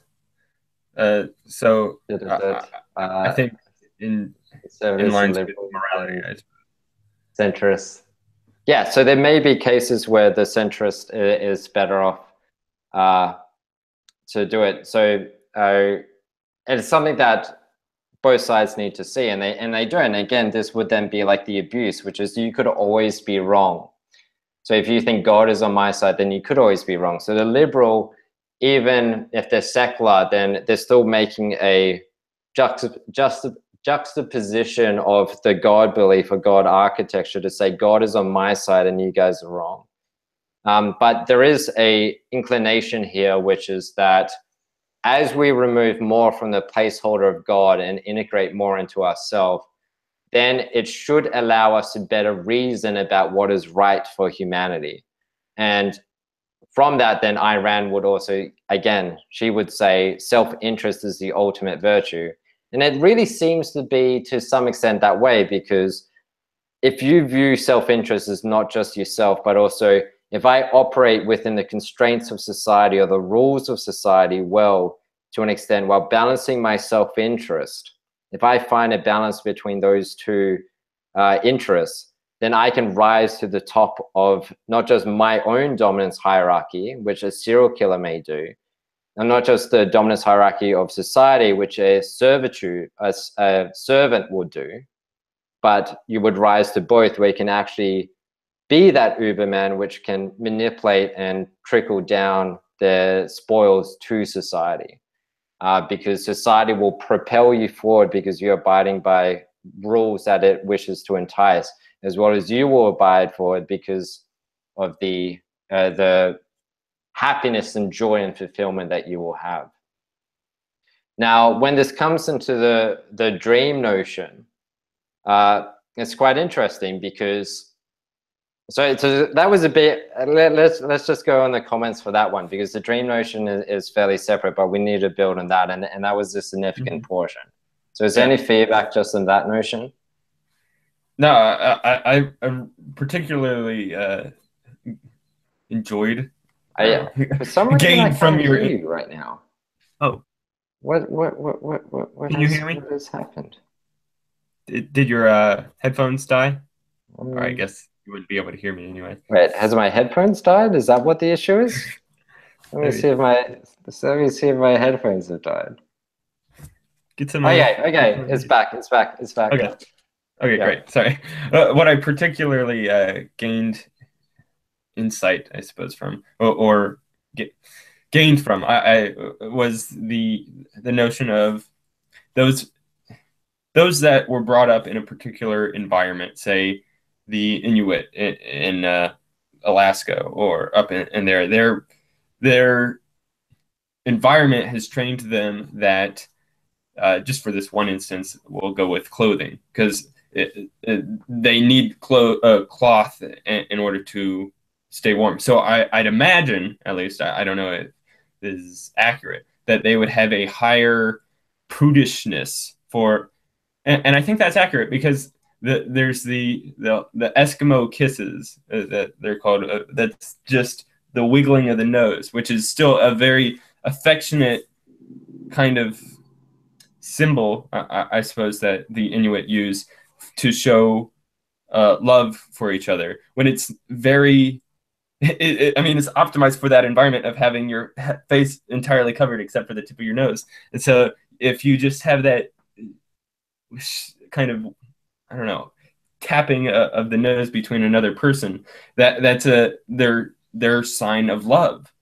Now, if you have a very hot environment where, say, if you're in the Bahamas or something, you would be hardly a prude at all. There's a lot of nudist colonies, I'd imagine, for those types of areas. And so very, I suppose, politically liberal in the sense of, or like the hippie type. So they're very in tune with the nudist colonies and the openness and expressiveness of their environment.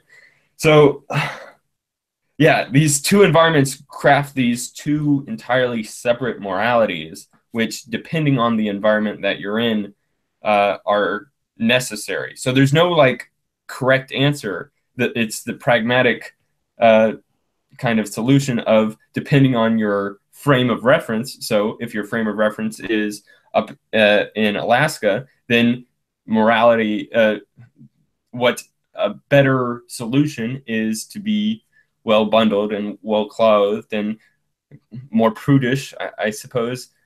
And if you're, say, in Hawaii, then wear a grass skirt, dance provocatively. These different environments, or these different moralities, are applicable for the different environments. And shoot, where was my point going from there?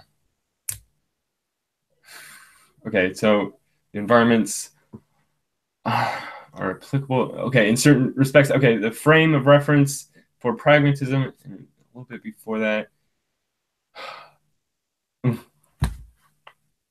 I had a particular point, I think.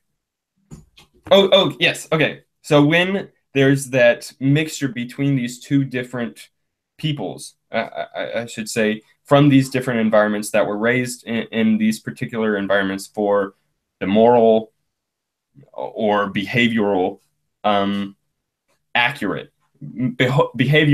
accurate mode of being for that environment. When those people are transitioned into a completely separate environment where this has not been their previous mode of being was not adapted in the same way. There are cataclysmic conflicts that occur, and you can kind of see this in particular cases of, say, I mean, just from reading Road to Wigan Pier, how there was the socialist kind of group that would try to integrate both, like forcefully not forcefully, but as part of their group outreach program, they would bring in the people from the working class, the youth, and the people from the bourgeoisie together. And the conflicts grew even further. Because they were so separate from that world, they weren't able to integrate it or to understand it really in a certain way. And so the sense of disgust for the worker class and the sense of snobbishness from the bourgeoisie heightened between these two people, and it created even greater segregation between the people. Now, that's not to say that we should segregate schools or anything like that, but we have to understand the different environments that have crafted these different peoples, and to understand what their mode of being is useful in our own lives, because we may have been gotten to that, we might have created such a positive feedback loop, I suppose, that or heightened a skill or a strength of our own so much that it's overtaking us, so that it's no longer useful in all the different frames of problems that are occurred, or frames of environment that we find ourselves in. And in fact, we actually kind of talked about this in a roundabout way, or at least I'm connecting it to what we talked about for our first biblical lecture, where we spent a good deal, maybe 2 hours, on the large differences with radical Islam, or even just the society of Islam, and how it's dangerous to try to integrate that into the West so that they can continue on in their previous way of doing things, because it doesn't work in the new environment that they find themselves in. So if in the cases of the Sweden importing lots of refugees and integrating them into their culture as best as they can, there's a lot of criminality that can occur, and there how can we comprehend these problems and try to use all of the aspects from the different peoples into a way that's beneficial for us as a whole, as a global kind of people? How can we take the good from those take the good behaviors learned from these different environments from our own, and integrate them into our own environments, or into our own behaviors, so that we can be a more full person that is capable of reacting to these many different variants of problems, and being able to resolve them. As well as which parts of our own culture are holding us back that we need to abandon. Yeah. So at 10 minutes of the Bible series lecture 1, Peterson says, Western individuals in society use their searching intellect to often undermine themselves and society in the search for something better. This is a threat to Islam and causes existential issues. So to tie into what you said, yeah, I'll let you speak to it. Oh, no, well, I had that same note from the original lecture, and the reasoning behind it is, as we can look back into our own history, with the monumental death of God, as Nietzsche prophetically kind of proclaimed, and how I believe the Catholic Church kind of created this strict literalistic view of the Bible to a point where it spread out into their own literalistic view of the world, which contradicted with their literalistic view of the Bible. So now, of course, I don't know how accurate that is, but I believe it played a part for sure in the monumental death of God. And being a smart Muslim, you would be able to realize that integration with the West would take you to a place that you're currently not able to adapt to, or currently not at your current state, you're not able to integrate that mode of thinking into your own. And probably there could I would say in our current society, perhaps, yeah, we're not able to integrate their strict religious aspects of their own, perhaps, into our own society in a way that we can gain from and be beneficial from. So, I go from it. I've been trying to remain silent, let other people talk. I mean, we all talk so much anyway. I mean, it's so, how we learn, as Jordan Peterson said. Yeah. So I'm planning on dropping out because I had to go. I had to do the thing we discussed, right? Yeah. It's really getting late. So my question, two questions I have, and so the first question is related to the road to vegan pair, where you said they put two classes of people together and they all hated each other. And you were talking about then how we can create people who are better able to deal with those kind of situations, and that ties in with the openness of the personality traits, like right. So and I'm not sure if I haven't listened to that enough to know that whether you can change that or not. Or question would be, according to your study of the situation, the divide even grew wider. So does that mean it grew wider for all people? There surely might have been someone with a more open attitude. So that's the first question I have. Second question. You are talking about assimilation, and the smart Muslim would realize. So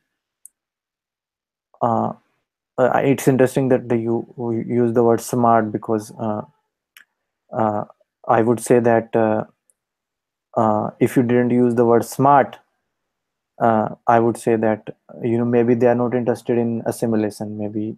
Maybe they don't give a crap about your culture. Yep. I can run with those, but okay, continue. all right. Why? Sorry, continue.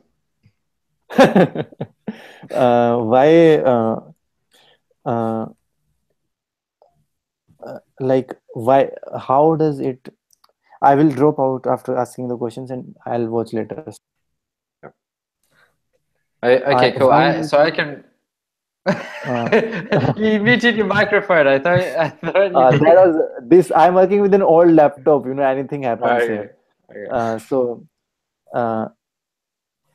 why do you think it matters to them that they would want to assimilate? Like, point to me a situation where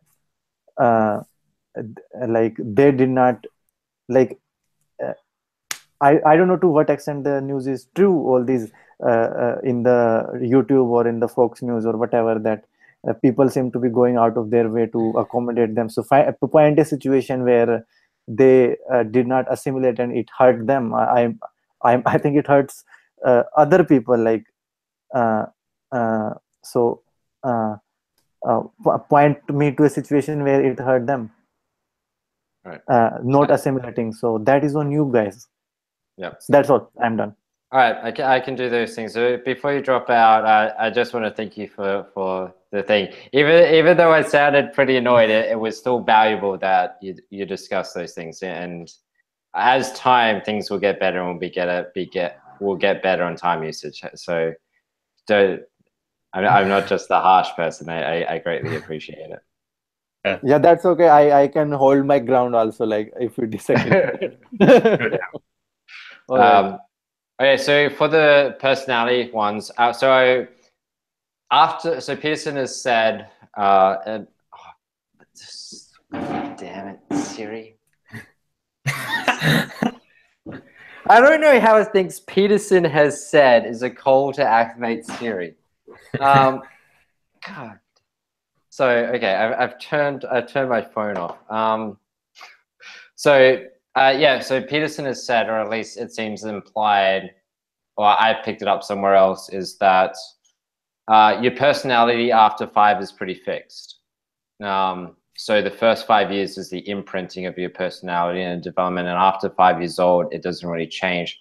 However, if you have a personal trauma, like a significant trauma in your life that challenges your maps of meaning significantly, like the top tier levels, then you need to change your personality to adapt to the new circumstance. So it could be a situation where, for instance, domestic abuse is like a good example of this, where the agreeable person who is being abused must now significantly change their agreeableness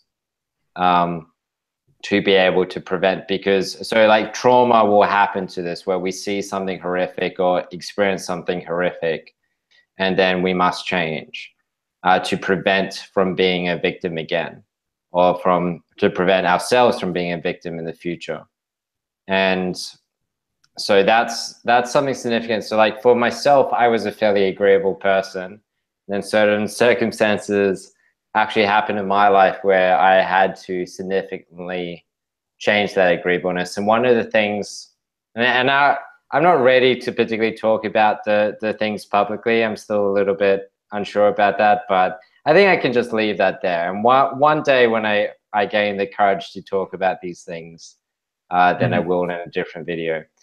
But so I hope that answers that question, which is, so traumas can significantly change your personality because you essentially need to become a different person from then on. So if something happens to you, it blows out your map of meaning, and then you need to actually significantly reconstruct it in order to operate in the world from there on. Mm-hmm. All right, bye, Samit. I don't know if he's left yet. No. Yep. Okay, yeah, I think he's still here. All right, thank you very much for your insight and this discussion as well.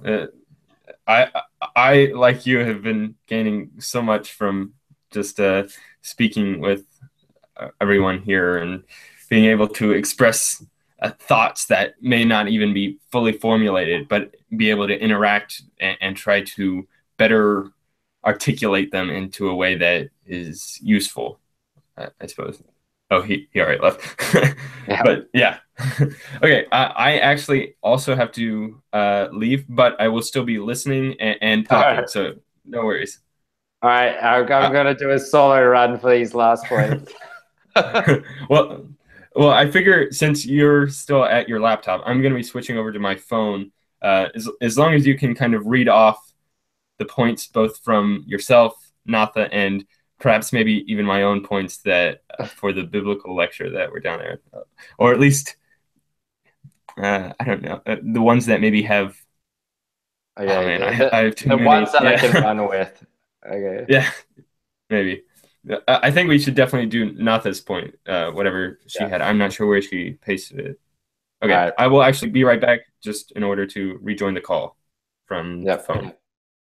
Okay, cool. All right, so Sumit, for your second question, I actually watched a documentary a few weeks ago about Amish and Mennonites, because I've had this constant desire in my life to avoid complexity and just to opt out. Like I work in the information technology or technology sector, and it's very overwhelming. Like the chaos is overwhelming, and so much of your non-technical life, like your non-information life, your non-intellect life, seems to desire a life which of reduced complexity, which the Amish and the Mennonites, and to some extent Islam provides. So, for instance, as an example, for instance, exercise. Before we would get our exercise hunting and gathering, or just generally surviving and running away from tigers or leopards, snow leopards. And so what would happen, or anything else that could kill us, and it was always a constant battle to actually stay alive, and that consumed tons of energy. But now life is so ridiculously comfortable, we can literally live on our couch with our smartphone and order food to our door. And to an extent, if you're on welfare, you don't actually ever have to work. Your life can be completely couch, phone, and food deliveries. And there's no need to exercise. So instead, what modern humans do to exercise is they run around in a circle like a hamster on a wheel to accomplish exercise, as a way of attending to that. They were like, it's easy to call that a legacy biological need, because it was a need in us to, when it is well adapted, so the hunter and gathering on the just general survival, then we don't become fat and obese. But when it isn't well adapted, then we do become fat and obese, because we're consuming more energy than we're putting out. So then this is one of the instances where, an example of where modern life is begging for us to return into something more traditional. So then the Amish and Mennonite communities really offer that promise. However, I watched a documentary about it, and they are really suffering because life is hard in that way. And the documentary, it followed like 5 different colonies of the Mennonites, and they were trying to consider adopting electricity. And some tribes, I don't know the correct colony. I'm just going to use tribe. I don't know what the better word is. So some tribes, gosh, okay, let's just say colony. I think that's probably more accurate. I don't want to be offensive. This is my old school agreeableness coming out. Even so, yeah, let's just go colony for it. It's probably still incorrect. But so the colony of Mennonites, so some had already adopted electricity and doing way better.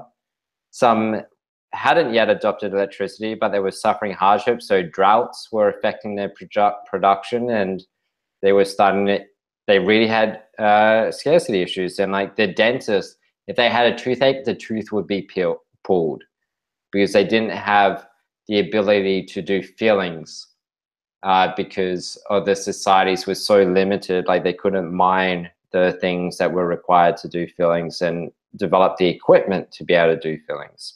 So instead, they just pulled the teeth out. But then all of the communities, to some extent in the documentary, they still went to town, and they sold food for money or whatever. They still went to the normal civilized town every now and then to actually engage in trade. And they would still use like steel-made tractors, even though they were gasoline powered or diesel powered.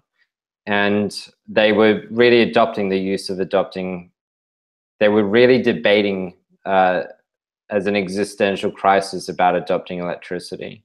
In some of the newer colonies, they were a bit more, had liberal inclined people, ended up adopting electricities, and then the more conservative people in there that were concerned about the way of life being affected, or not even the way of life, but their alignment to God, or the alignment of the things that they believe aligns themselves physically, biologically, intellectually, spiritually with the environment, so the alignment with God, were going to be destroyed by the adoption of electricity. They then moved to a more primitive Mennonite colony that was in Bolivia.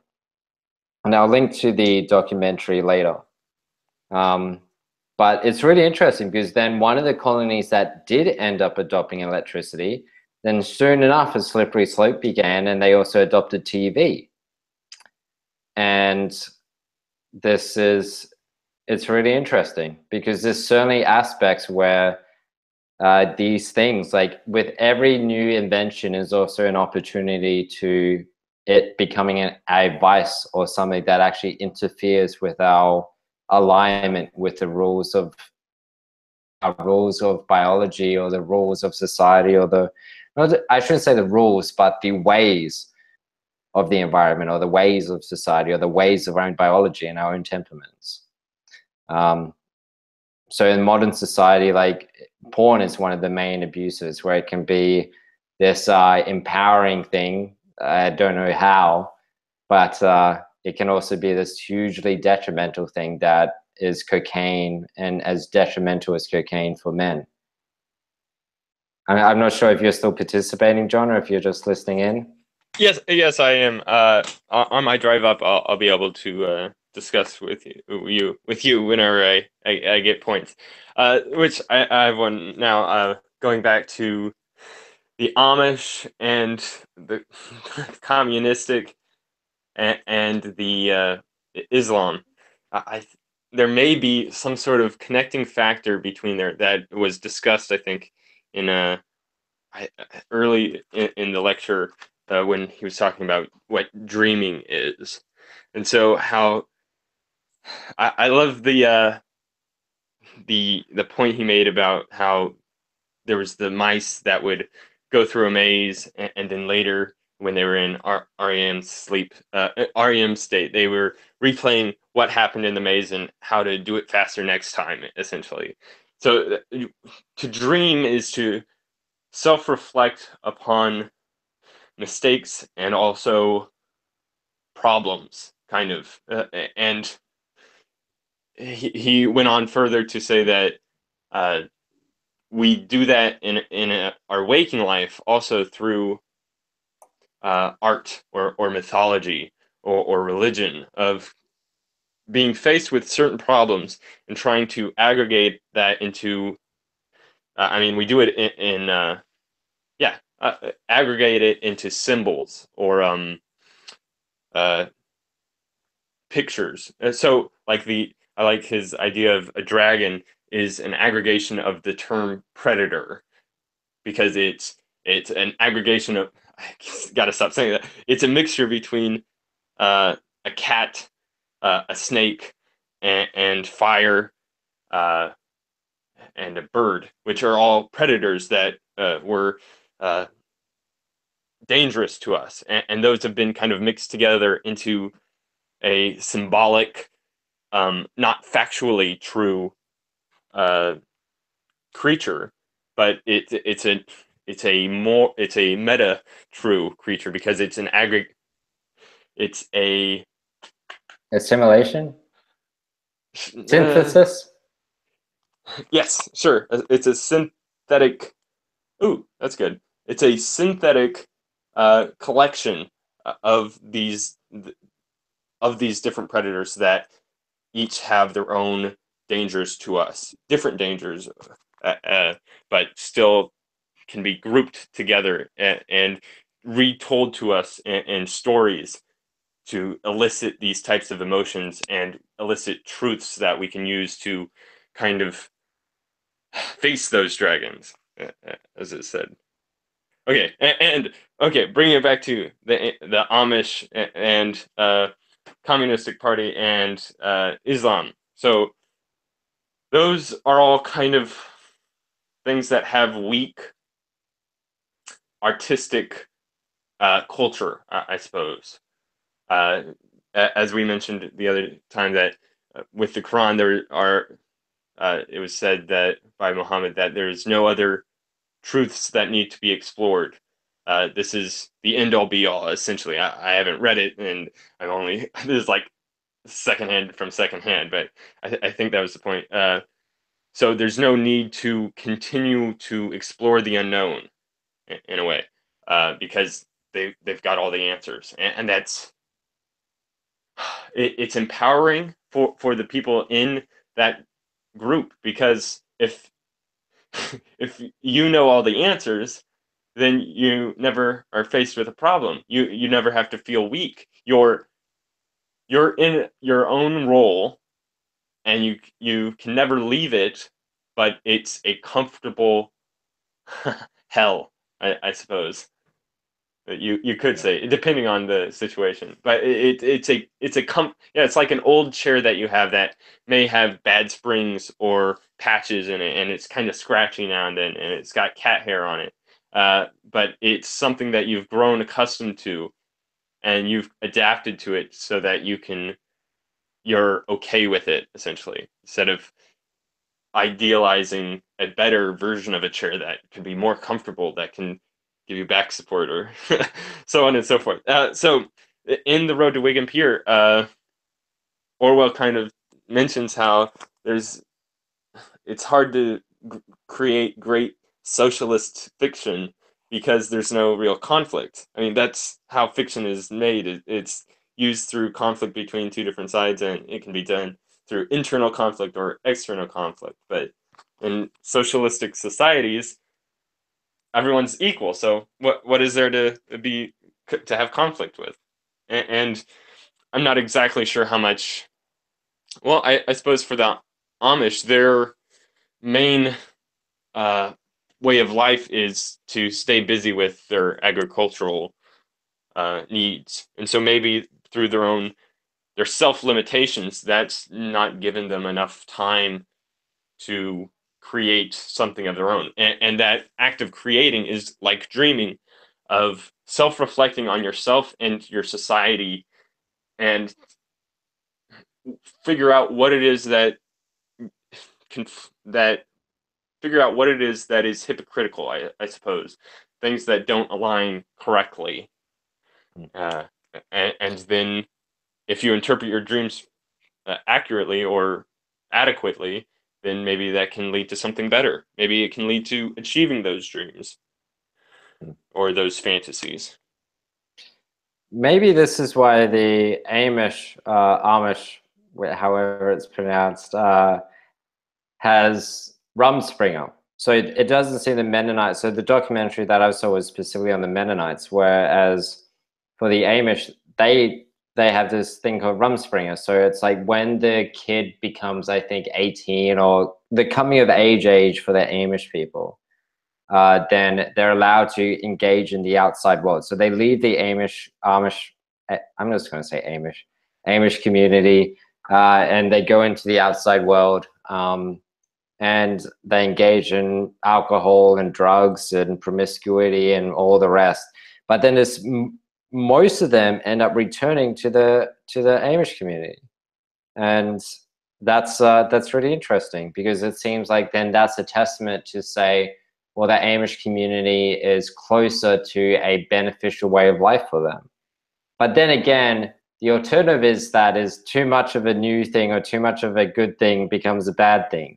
So if you go out there and you're just like, whoa, I'm going to do, engage in whatever it is, then that's a risk factor of it's not properly integrated.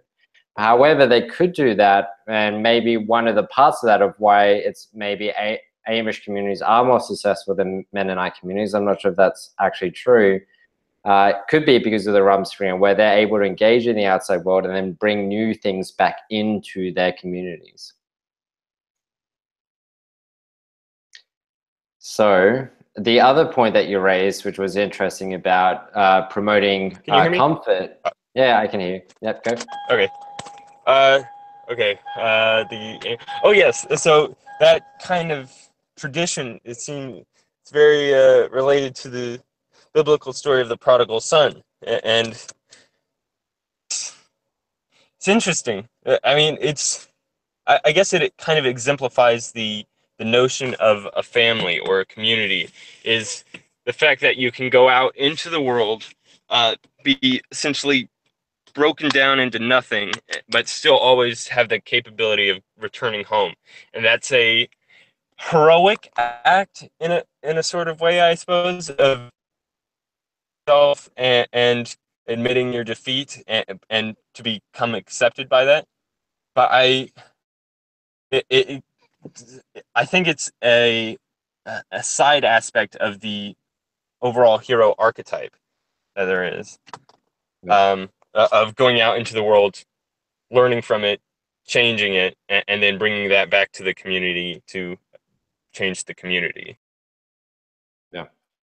Yes, it's a good point. For the comfort point that you raised, this is definitely something that is being promoted by human resources agencies at companies, where from now on, as the human resources agencies have become feminized, which is the trait agreeableness, or the agreeableness that women are higher in, and as those roles have become feminized, as the workforce has entered and embraced women, the policymakers of the HR department, and it seems to be, from the information I've received from various people, discussion sources and videos, that companies around the world are becoming where they no longer allow competition and conflict as a good thing.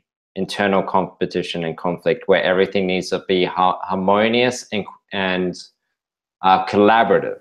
But the thing about collaborative is it's interesting, because you take the sport hockey or American football, you have two teams. Those two teams compete, but they follow rules. They cooperate with each other to say, we're going to compete, but we're going to do it cooperatively, so we can follow the rules of the game and have a good competition.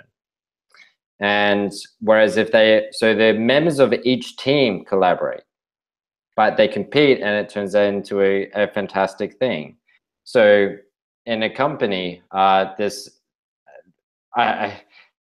more issues than I am aware of in terms of managing a company. It's a very difficult thing, and I'm not going to say I have all the answers, but because I certainly don't. But some of the issues is, well, too much conflict, internal conflict, is a problem in companies, where teams are fighting against each other for their own survival, in which case that's bad, because they're not actually collaborating together to make better outcomes. Or if you do have a team that is concerned about their own survival, maybe that team doesn't even need to exist. Maybe there's a better solution, but because those employees are attached to that project, and that project continues long by its use by date, where it could be innovated and removed. And that's bad for the company too. But if you have a company where there is no competition, where there is no interpersonal or team competition, where it is strictly collaborative, then you have a situation where competing ideas are silenced and the company stagnates as well. So it's too much internal competition, it stagnates, and too little internal competition, and the company stagnates. So it's a real issue. Like, this is a balance. Like, this is why in a relationship, like, you have the masculine and the feminine, and they work each other out. It's incredibly important. Like, you don't have, another complex topic, right? Because there's different dynamics that also work, but whatever. It's a whole can of worms that I communicated my point. There's a lot more nuance to it. All right, so to move on, and I think we answered some of its points fairly well. So I think we answered them well enough. So Peterson says one of the issues with Islam is it seems that they're not, the Western individuals in society under the searching intellect to often undermine themselves in society in the search for something better. This is a threat to Islam and causes existential issues. So there's definitely, like, as for the Amish and Mennonite community, there's aspects to Islam where that cultural integrity, and this is the issue that has happened with cultures around the world with modernization. They've had a way of life, that culture becomes threatened, and that way of life may not be sustainable under modern living conditions. So what the hell do you do? And do you moderate, like become a moderate in your Islam, and you try and, in your religion, and you try and reform it into a thing that is actually adaptive? And that's something that Christianity has done really well on. as well as I'm guessing some of the Eastern religions have done fairly well in as well. I can already think of some instances with Eastern religions where that is not true at all, but that would be a digression. So let's go back to the dream state. So to read again the beginning point for this, which is individuals and societies being operated by a subconscious dream, which can be considered Dawkins' meme, that guides and influences us and society through generations, that we articulate in art, our own and society's in nature's actions and procedures are observed by the dreamer to influence dreams and imagination, and to influence articulation and language. So it's really interesting here because one would think that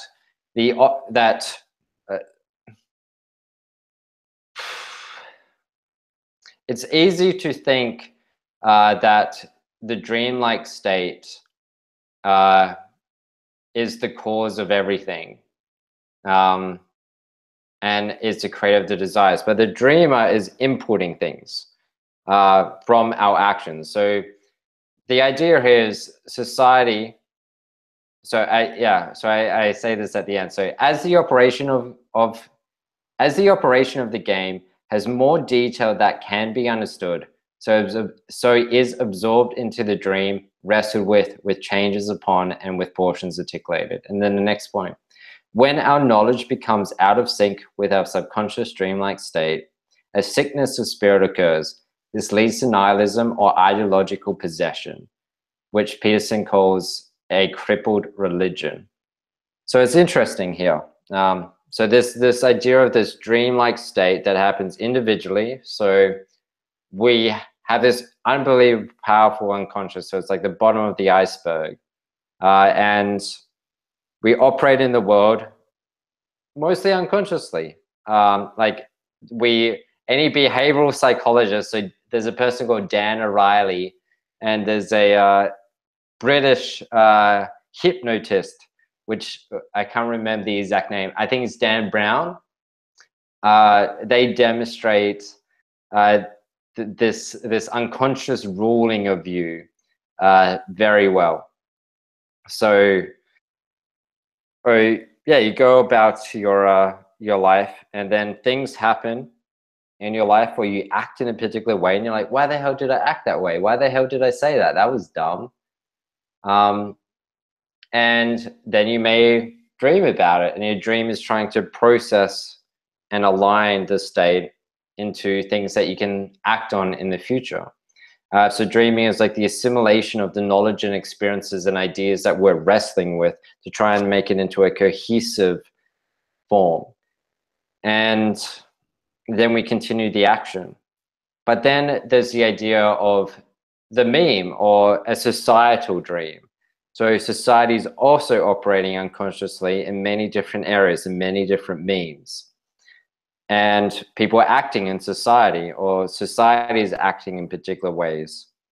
Or subcultures as well, acting in different ways. And then things happen to them, and then they also, as a community, try and process it cognitively for the most part, but also unconsciously, and act. And this is really interesting because if you believe that dreams are completely random noise, then it believes that your consciousness rules you, and your intellect and your modern life rules you. But it really seems to not be the case, and I'm completely surprised by this. You said your modern life rules you, but I think it would be quite apt to say the postmodern life rules you, because that's essentially what postmodernism is saying nothing exactly matters. So because anything can be interpreted so many ways, our dreams don't hold significance, when in fact they hold. Whoa. Your internet connection is very poor. Oh yeah, sorry. Yeah, I'm traveling, so I'm just using my 4G. So I'll mainly listen. All right. Yeah, so that's an interesting point, and at least I think I've communicated well enough. But so the second point, that when our knowledge becomes out of sync with our subconscious dreamlike state, a sickness of spirit occurs, which leads to nihilism or ideological possession. So there's the idea of cognitive dissonance, which is you have your ideal state, your actual state, and your should state. And when one of them moves further from the other ones, then what will happen is you then have the difficult choice or the easy choice of putting it back in, or the choice of moving the other two towards it. So for instance, if your ideals start moving away, right, you start wanting to be someone else, then it's very easy to shoot that ideal down. I can never be that good. I'm not good enough, whatever. So you shoot it back down, and with conscious thoughts. And then if your should self moves away, then that's a bit of an issue, because it's like, who I am in society, does that still align with who I believe I am and who my ideal is? And if it moves further away, then it may mean you need to change your position in society or your community or your social community to reflect who you actually are and bring it back in, or to move these to the new place where you should be? Or do you try and bring yourself or repress yourself into society's constraints? And if your actual self moves too far away, then your social group, as well as your ideals, your dreams, may pull you back in. So if you become more and more negative, then your social group and your ideals may pull you back into confidence and security.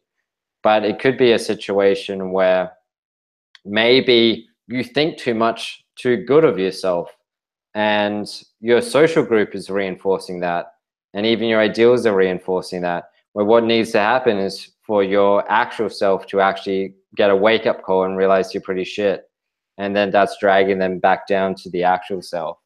But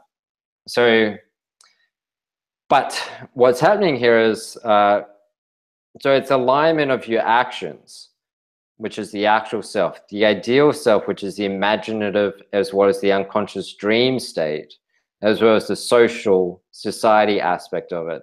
So if there is any issue in this, then it, how does Peter say it exactly? A sickness of spirit occurs, so cognitive dissonance, or it's like a rupture in your psyche or your existential, like the existential angst can happen.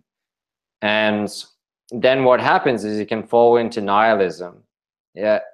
Well, one is you resolve it healthily by some of the things I've already described, or you can fall into nihilism when you say, like, boom, I'm going to blow out one of their sectors altogether.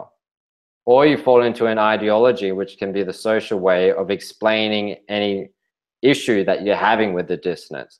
All the dissonance I'm having is due to the patriarchal oppression.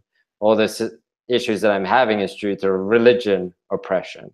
All the issues that I'm having is due to the government oppression.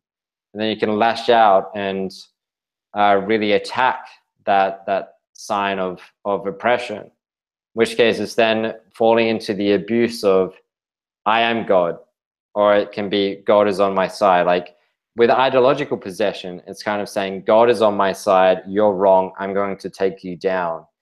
Although the issue could still be with your dissonance where you can solve it healthily.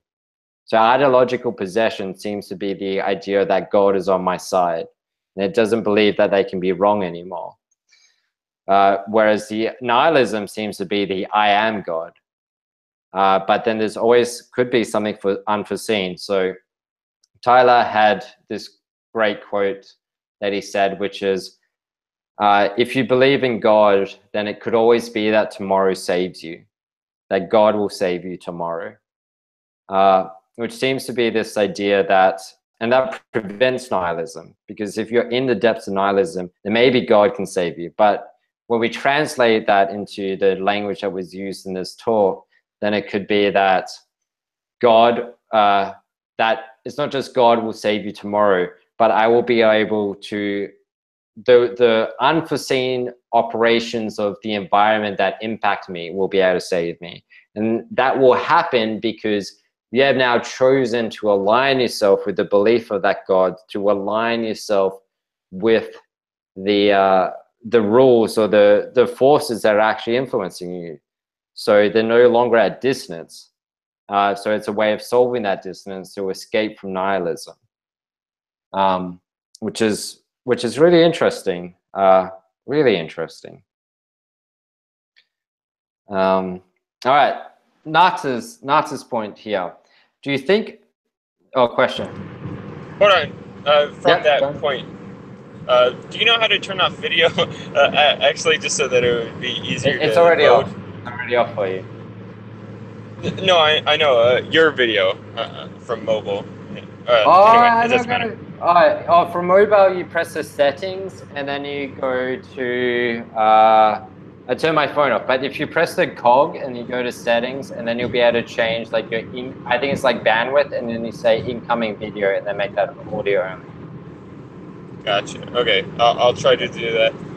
What was your point? Oh, yes, Tyler's point. I really, okay, settings, sorry. I really, really like that. Let me just turn this off. Okay, sorry. Where is it in settings? Settings, so in settings, there'll be like 2 tabs. This is like within the app. Yeah. General settings, or notifications, probably general settings. I don't, oh, incoming calls, maybe? Okay, here we go. No, that's just for notifications. All right, I'll just turn my video off just for while you're talking. Okay, yes, thank you. And then you can turn it back on after I finish. Yep. Okay, so Tyler's point about, oh wait, I could have just turned off the screen. That was, okay, what was his point? That, gosh dang it. What was that quote of his that you, oh yes, okay. God will save me tomorrow. Yes, okay. And no, dang it. Oh. Okay, well, I had the other larger point, I suppose. That was probably my main takeaway from that entire conversation that you both had of, from that scriptural, oh, okay, yes, before I go into that, I was just saying how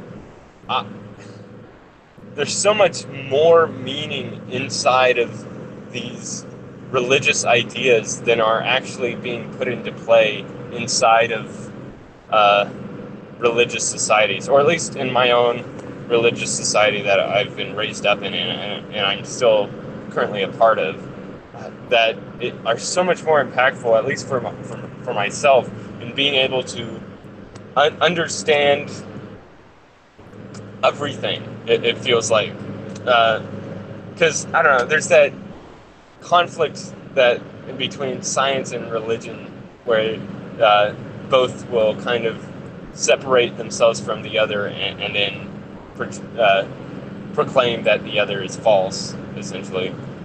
But when both seem to be kind of pointing towards each other in a kind of confusing but fascinating way, where there's like these models that are built up all inside of our the world that we exist in, that can be applied or inferred even. Neither of those, that are similar and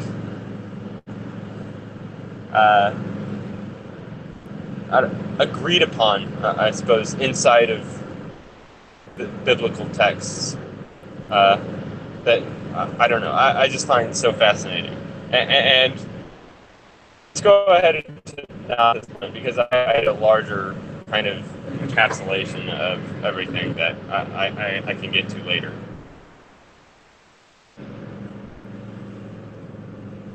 All right, cool. Hey, the background noise on your microphone is incredible. Yeah. Sorry, I'm trying to get back to the call so I can mute it. Yep. All right. Cool. So Actually, before I get to Nat's question, I'll cover your points, considering you're still here. So you've got, Islam is run by rights and laws, not by choice or change. And this is just a separate comment. They suppress art dreams, which keeps from examining their existence and from having an ideal to move forwards. The fear of God is the beginning of wisdom. The acceptance of the unknown, the constantly asked question is this God? Is there God? Leads us to further coming closer to infinity. God. I'm not actually sure what you mean by that, but yep. Sure. I can go on. That was my larger point. That was the kind of verse from both the lecture and from the Bible that had spurred us on into the entire 3-hour discussion of does God exist, essentially. But that verse, okay, the fear of God is the beginning of wisdom. So when that's kind of broken down, fear also is probably a poor translation of the Hebrew word, which is closer to awe or feeling of inferiority, perhaps. But I think fear is also applicable in certain ways, because fear is how we emotionally react to when faced with something outside of our own control and of the unknown, essentially the chaotic outside that makes up the entire universe, kind of, in a way. Everything that's separate from our individual conscious self.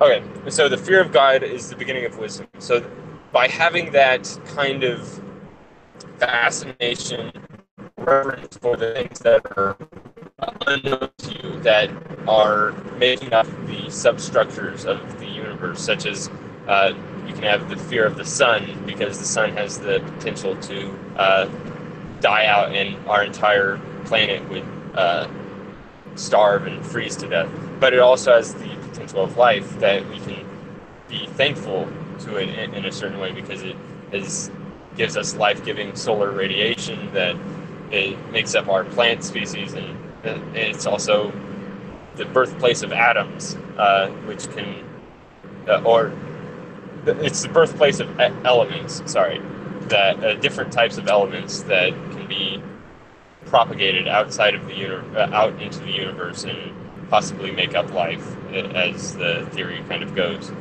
And it's the beginning of wisdom to fear the unknown in a respectful kind of way.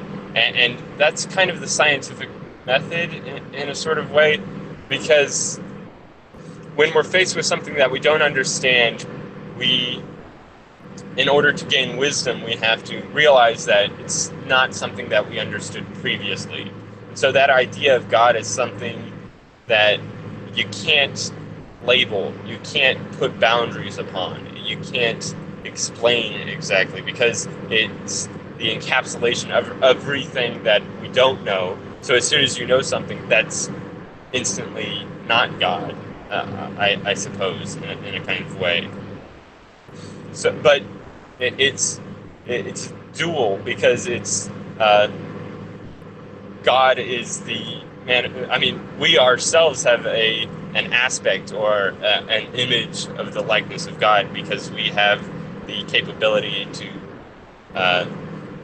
I suppose, we're conscious, and so we're able to understand the difference between good and evil, and be able to understand how our actions affect our environment, and how our environment affect our self. Okay, I think that was my final parts. Cool. I think you explained it well enough. I don't need to run with it. All right, last bit. Do you think that religious people generally agree with Peterson's ideas about the role of religion, that it doesn't describe objective reality? Well, Peterson talked about this with the fundamentalist religion. So he spent, I think, maybe 5 minutes discussing how the fundamentalist religions keep trying to inject the modern developments of science into their archaic literal beliefs of the Bible rather than metaphorical beliefs. And it's becoming quite an issue. And that, I think, is the image that, from my understanding of America, which is the coast of America, the liberal communities of America, really view the center of America, or the religious America, to be these rednecks, Luddites that are against innovation and against progress, as a way of doing that. Whereas chatting to so many people across, across America and things, it's like, it's such a hindrance of a belief to believe that, because it's not that, like, surely that's true for some people, like Ken Ham, and the Ken Ham versus Bill Nye debate about evolution was very interesting. But I think it is certainly true for the fundamentalists, religious, that they do take issue. Whereas I think that those who just identify as Christian rather than a particular sect of Christian probably don't take issue with it. I think they probably share a lot, and I think that anyone who also associates with agnostic, which again isn't religious, but those people would really take to it, which I think is what we're seeing. So that's my thoughts. All right. I think we can probably end that there. I think we covered everything that was really interesting. I mean, like the Bible lecture, that was really cool. One of the points, just to go in a little bit more, which was that dream thing. I keep wanting to stress this dream thing, because when we think about art, like the societal dream, right? Like art is kind of like the dreamers in society. When we look at the societal level of the dream, then there's the artists who observe what's going along. They integrate it, they dream about it from an individual level, and then they spurt it out as art. And then you have other people consuming to like try and solve society's issues, consuming the art. And that could be speeches, it could be talks, it could be paintings, it could be music. They absorb that when they view that as part. It's a necessary clue to understanding society. And then what happens is the innovators eventually get it. And then they then wrestle with it on an individual dream level. They try and, their dream that is, the dreamlike state that is perpetuating their existence in the world, then wrestles with that information, incorporates it through their own dreams. And then through that, their output, they then output innovations, and then that trickles down through more of society. And the everyday people also get things from pieces of the news or whatnot, and then they wrestle with it on an individual level and then spurt it back. So it's like this combination of the individual dreamer as well as the societal dreamer, and the individual actions and the society's actions happening in this unconscious perpetuation, which is then observed and understood from an individual as well as societal level. And then it's spurted out in deliberate, conscious actions, which is only a fragment of the unknown. So it's like you have this huge wealth of the unknown, which is acted upon and perpetuated. And then you have the dreamers trying to understand that, societal and individual dreamers, or even society in general. That can even be university professors, right? Actually understanding it, and then they spurt it out. Or it could even be your bricklayer or whatever. It doesn't matter, right? Because it's on the individual and societal level. So every individual is participating in this. And then they spurt it out into conscious, deliberate actions of goals and ambitions and to-dos every single day that they want to get done, and the language that they use in conversations, all the acts of consciousness. is in such a little trickle at the bottom. So you can think of it as like a cloud raining the water down. And then it ends up in the seeds of knowledge, and then the seeds get fertilized with the water from the clouds and then grow into things that act consciously to an extent. So it's a really good idea. All right, I think that sums it up. So for recap, from the thing, we had a lot of things to discuss. I also attended the Milo Perth event today. It was quite interesting. The two takeaways from that I had was Milo certainly presented an enemy, and certainly had all these snarks, comments, and a constant enemy that he built and utilized the hate of the crowd towards. And it was really infectious, and it reminded me of the 1984 scene where he talks about the author Orwell, in the character, talks about how it wouldn't matter who the enemy is, but once that rage is infected by the society, then it infects all the individuals, and they want to unleash it. It was really interesting. And then the other thing is, there was the Australian politician interviewing Milo at the end. There wasn't a Q&A section. Instead, it was this politician interviewing Milo. And he asked, okay, Milo, when you've been in the worst points in your life, how have you gotten through it? As well as, how do you deal with the criticism? And how do you wish to achieve, or how do you deal with setbacks and things like that? And Milo said, well, I've never had the capacity for guilt or shame or remorse and those things. And Milo said this in other interviews. So it certainly seems like those emotions that he doesn't have the capacity to feel are also the things that are determinant on the dark triad of psychopathy, which is well, the dark triad is Machiavellianism, which is lying. There's narcissism, which is self-interest above anyone else's interest, or rather, inflated ego of yourself that trumps anyone else, where you view them as beneath you. And then there's sociopathy, which is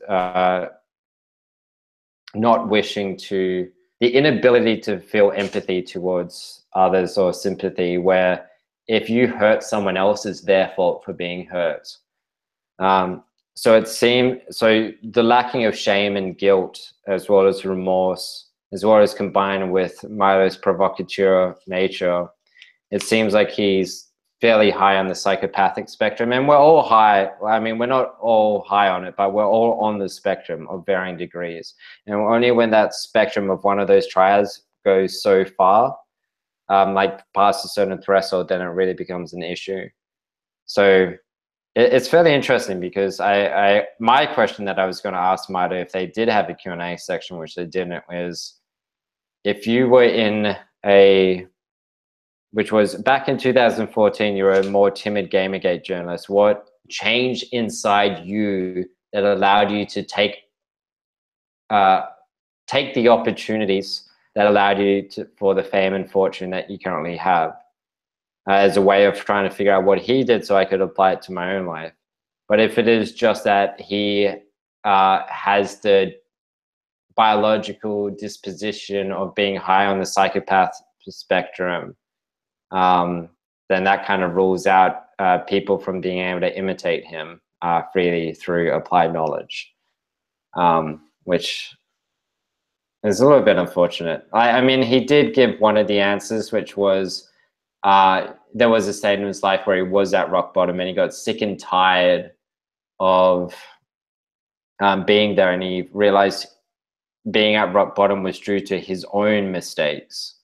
And if he changed his thoughts and changed his actions, then he would be able to change his success. And he decided to never accept that state again, and always to be aiming higher. So that's, again, it's like the Think and Grow Rich theme. It's like these are the constant themes that you hear throughout all personal development. But if you're new to those ideas, which your thoughts influence your actions, the Think and Grow Rich book is really good. But the Think and Grow Rich book, it also talks about the unconscious. So like using auto-suggestion, or, you know, some could view it as prayer, to influence your unconscious, your dreamlike state, to influence the way you perceive and interact in the world, to then promote more success. And then those interactions of success go back into your unconscious, your dream and your awareness, to then be perceived and then acted out upon. That was also one of the themes of the Bible series. So it's really, really interesting. So if for follow-up reading, I would say continue with the Bible series, continue with the Maps of Meaning if you haven't already done so. I would say my personal recommendation would be to read Think and Grow Rich by Napoleon Hill, and also join the study group and participate in our weekly sessions. Because the other sessions that we do is live and debating. We're not live. We're live in real time, but not public. So we talk it out and we flesh out the queries and issues that we have with the lectures. So Jordan B Peterson .community instead of .com, .community, and that's it. So thanks for listening, and I hope this was enjoyable. And thanks, John, and similar to Natha, for participating in this one, and all the rest who were part of the study groups this week for us to get this knowledge. Thanks. Yes, and